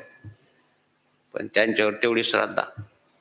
बाळाभाऊ म्हणून आणि भास्कर पाटील त्याच कुळामध्ये, त्यांच्याच कुळामध्ये, कोकाजी पाटलाच्या कुळामध्ये, आणि शिवशंकर पाटलांनी 82 वर्षापर्यंत, म्हणजे 18 ते 82 किती वर्ष आणि पद केलं. पण पद प्रतिष्ठापासून दूर, सरकारी मदतीपासून पण दूर, जे काही गोरगरीब देतील त्याच्यावरच. तुम्हाला सांगितलं की विदर्भात कापूस पिकतो, तर ह्या बाळाभाऊने आणि त्यांच्या सहयोगाने 1 आना 10 रुपयाचा कापूस शिकला, त्याने 1 आना द्यावा म्हणजे बाबांच्या मंदिरासाठी. अशा प्रकारचं मंदिर बाबांचं झालंय, असं उल्लेख आहे. भार्गवी नावाचे मूळ गजानन महाराजांचे चित्र लिहिले भार्गवी म्हणून. आता ते संस्थेमध्ये त्यांना काढलं होतं, आता ते पुस्तक मिळत नाही. मिळालं तर जरूर वाचा. त्याच्यामध्ये खरेदी खत सुद्धा, बाबांनी ज्या दिवशी खरेदी खत सांगितलं त्याच दिवशी, आणि सांगितलं की शिवरामकडून खरेदी खत करून घ्या, शिवरामला तहसीलमध्ये पाठवा. तर त्यांनी शिवरामलाच पाठवलं, दुसऱ्या कोणाला नाही पाठवलं. त्याच्या हाताला यश आहे हे बाबा सांगायचे. बाबा तर निरक्षर होते, अनिशाने अंगठा होते, तिथे काही सही वगैरे करत नव्हतं. एवढी श्रद्धा. 1 आना द्यायचा, 10 रुपयाचा कापूस विकला त्याने 1 आना द्यायचा. अशा प्रकारचं बाबांचं पहिलं मंदिर. आणि पहिले बाबांची इच्छा होती की तर राम मंदिर बांधा. राम मंदिरच्या खाली जशी आता इथं प्राणगुफा केली आपण, कोपरगावला पण प्राणगुफा झाली असती, कारण पूर्ण भरावं लागलं. जेवढं वर मंदिर आहे तेवढंच खाली, म्हणजे कळसाच्या अगोदर खालचा भाग तेवढंच खाली खांदावं लागलं, कारण तिथं पाया नाही, कारण ते बेट आहे, काळीपोट जमीन आहे, एवढं भरून आणावं लागलं वर. आणि म्हणून अशा प्रकारचं त्यांना जसे बाळाभाऊ मिळालेत, भास्कर पाटील मिळालेत, आपल्याही संस्थेला आदरणीय सद्गुरू साहेबरान श्री अण्णासाहेब चव्हाण साहेब आपल्या संस्थेला बाबाजी मिळाले. 45 वर्ष त्या सद्ग्रस्तांनी मोठं पद त्यावेळेस 60-70 वर्षापूर्वी ग्रॅज्युएट झालेले, संजीवनी कारखान्यामध्ये चांगल्या प्रकारचे पद घेऊन, अशा व्यक्तिमत्वाची आवश्यकता असते संस्थेला. सुशिक्षित पाहिजे, सुशिक्षित असून आणि शांत पाहिजे. दोन्ही पक्षाचा विचार केला पाहिजे. दोन पक्ष असतातच कुठे, चांगले चांगलं म्हणणारे, वाईट म्हणणारे, त्याचा समन्वय घालता आला पाहिजे. अशा प्रकारचं समन्वयत बुद्धी असणारं आणि सद्ग्रस्त सदशिष्य जनार्दन स्वामींना पण मिळाले चव्हाण साहेबाच्या रूपानं. आणि वयाच्या 85 वर्षापर्यंत आणि 45 वर्ष जनार्दन स्वामींची सेवा, बाबाजींच्या महानिर्वाणानंतर बाबाजींचं समाधी मंदिर आणि धर्मकार्याचा भाग आणि आमच्या संन्यस्त गुरुबंधूच्या माध्यमातून आणि त्यांच्या मार्गदर्शनानं भौतिक दृष्टिकोनातून अशा प्रकारची उत्तरोत्तर प्रगती 30 वर्षात तुम्हाला आश्रमाची पाहायला मिळून राहिली. संन्यासी लोकांचा पण त्याच्यामध्ये फार मोठा सहभाग आहे आणि यांचं कौशल्य. बाबाजींनी सांगितलं की तुम्ही अध्यात्माचा प्रचार करा.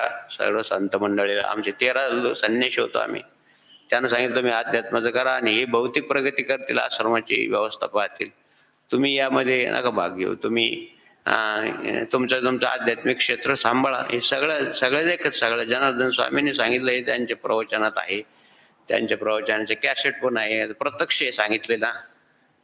आणि मग असं होतच, जे म्हणून महापुरुष गेले त्याच्यानंतर 2-2 भाग झालेच सगळीकडे. नारददेव गेले तर 2 पंथ, महावीर गेले तर 2 पंथ, भगवान बुद्ध गेले तरी 2 पंथ.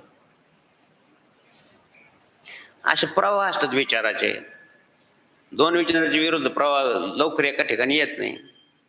आले तर चांगलंच, ज्याला आपण संगम म्हणतो. बोल राधा बोल, हो गया संगम. नाही, असं संगम पण होणं महत्वाचं. यासाठी दोन्ही विचारसरणी एकत्र आली पाहिजे, तेव्हा कुठं संगम होऊ शकतो. तसं नाही होत. असं केलं तर किती लांबपर्यंत, मग समुद्रापर्यंत मग संगमच नाही महाराज. अशी विचारधारा पाहिजे. याच्यासाठी ज्ञान पाहिजे, याच्यासाठी सद्गुरूची कृपा पाहिजे. आणि अशा कृपेला गृहस्थाश्रमी सुद्धा पात्र होऊ शकतात, पण त्यांनी थोडंफार समर्पण केलं पाहिजे. संन्यासीने तर सर्व प्रकारचं समर्पण जनार्दन स्वामीला केलंय, मग कशाला त्यांचं कार्य करीत राहायचं.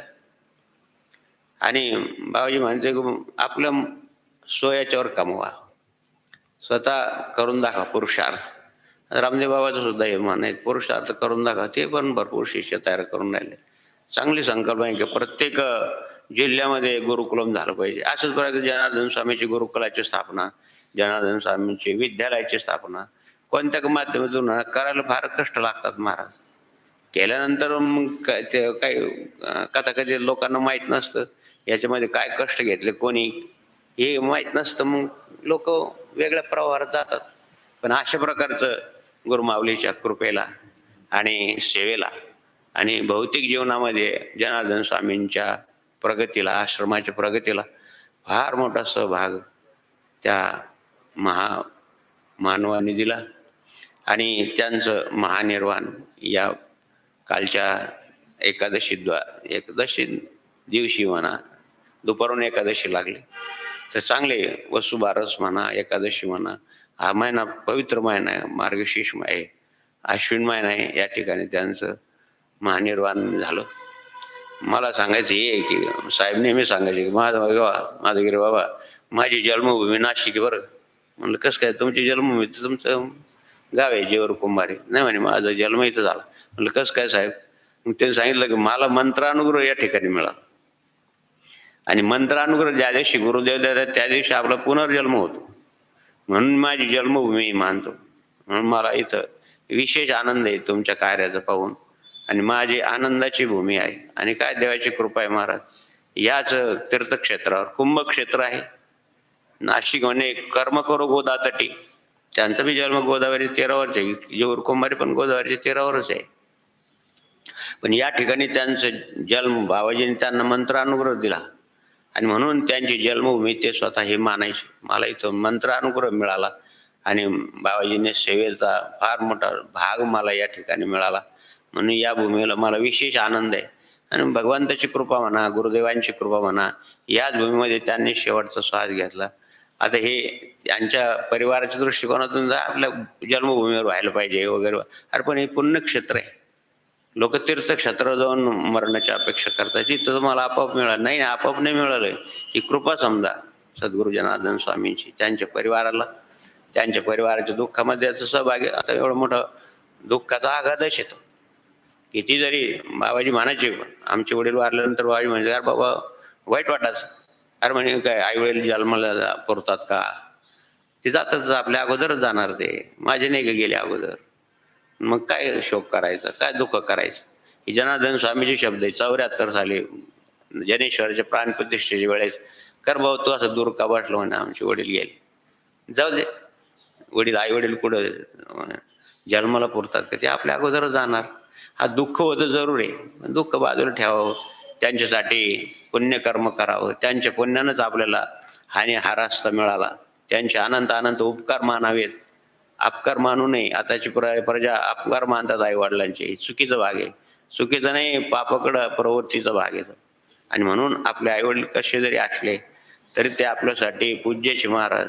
आणि म्हणून परिवाराला हे सांगणं एक अशा प्रकारचं आदर्श व्यक्तिमत्व, किंवा तुमच्या भाषेमध्ये आध्यात्मिक दृष्टिकोन महत्वाचा आहे. आदर्श व्यक्तिमत्व तर सामाजिक क्षेत्रातून पाहायला मिळतो, पण आध्यात्मिक क्षेत्रामध्ये आदर्श व्यक्तिमत्व या जशा जशा महापुरुषांना प्राप्त झालं, रामकृष्ण परमहंसाला मथुरबाबाच्या रूपानं प्राप्त झालं, आणि स्वामी समर्थांना 16 अप्पाच्या निमित्तानं प्राप्त झालं, किंवा स्वामी गजानन महाराजांना जसं शिवशंकर पाटलाच्या रूपानं प्राप्त झालं, तसंच आपल्या परिवाराला आणि आपल्या परिवारातील एक महामानवाला हे सुख प्राप्त झालं, ही संधी प्राप्त झाली, आणि हे काय म्हणतात त्यांना सेवा प्राप्त झाली. तीच परंपरा आपण चालू ठेवणं. आता इथं वडील जे जे करते माऊलीच प्रमाणे, वडिलांनी जे जे केलं ते त्यांच्या मुलांनी केलं पाहिजे. त्यांनी जसं निष्काम भावनेने सेवा केली तशी आपल्यामध्ये सुद्धा ती भावना आली पाहिजे. त्रास होतो संत सेवा करताना, जरूर, सगळ्यांनाच माहिती आहे, सगळ्याला अनुभव पण आहे. आपण सामाजिक क्षेत्रामध्ये त्रास सहन करतो की नाही, मग आध्यात्मिक क्षेत्रात त्रास सहन करा, ते आपल्या गुरुदेवांकरता त्रास सहन करावा, ही त्याच्या मागची पार्श्वभूमी असते. तिकडे सामाजिक क्षेत्रात आपण सहन करतो, आपल्या प्रतिष्ठेकरता करतो. इथं प्रतिष्ठेचा विषय नाही, आध्यात्मिक क्षेत्रामध्ये प्रतिष्ठेचा विषय नसतो, इथं पुण्यांशाचा विषय असतो. आपल्या वडिलांनी जे जे केलं तेच आपण आचरावं, अशा प्रकारचा संदेश. आणि आपले वडील कोणी गेले असेल तर माऊलीचा संदेश हा, काही माधवगिरी बाबांचा नाही. इथं वडील जे जे करते ते आपण केलं पाहिजे, आपल्या वडिलांनी जे केलं. आणि हे करत असताना जरी त्रास झाला, पण हा त्रास फायद्याचा आहे. सामाजिक क्षेत्रात त्रास फायद्याचा नसतो महाराज, तेवढ्यापुरती प्रतिष्ठा देतात लोक, हा चांगलं म्हणतात तोंडावर, आणि मागे पण हे तसं नाही, ही सगळी इन्व्हेस्टमेंट आहे. हे पुण्यांश आपल्याला पुढच्या जन्मी कामाला येणार आहे. आणि म्हणून आध्यात्मिक क्षेत्रात केलेलं पुण्यांश किंवा केलेली सेवा ही पुनर्जन्माला कारणभूत होते आणि ती परत उठते. म्हणून या क्षेत्रामध्ये अशा प्रकारचं ग्रहस्थ आश्रमी जरी असले, म्हणून काय झालं, सगळ्याला गुरुदेवांची कृपा सर्वावरच आहे, पण विशेष म्हणून काही कृपा आणि असे महापुरुष करतात, आणि त्यांच्या हातून असं सामाजिक कार्य म्हणा, आध्यात्मिक कार्य म्हणा, हे त्यांच्या शक्तिस्फूर्तीने करून घेतात. आणि म्हणून अशा या महानिर्वाण प्रसंगी ही त्यांना खऱ्या अर्थानं आदरांजली आहे. आश्रमाच्या वतीनं किंवा वैयक्तिक आपल्या वतीनं आपल्यालाही त्यांनी रामकृष्ण परमहंसाचे, स्वामी विवेकानंदाचं वाचा बाबा, हे करा, ही वाचा, ते वाचा, चांगले पुस्तकं वाचा, वाचण्याचा छंद त्यांना असल्यामुळं आणि त्यांचे मार्गदर्शन पण आपल्याला साधक अवस्थेमध्ये लाभलेलं आहे. आणि म्हणून त्यांना अशाच प्रकारची आणि हार्दिक आदरांजली म्हणून आणि आपल्या भक्त मंडळाला पाठवलं तर चांगलंच आहे. जय जनार्दन. सद्गुरु जनार्दन स्वामी.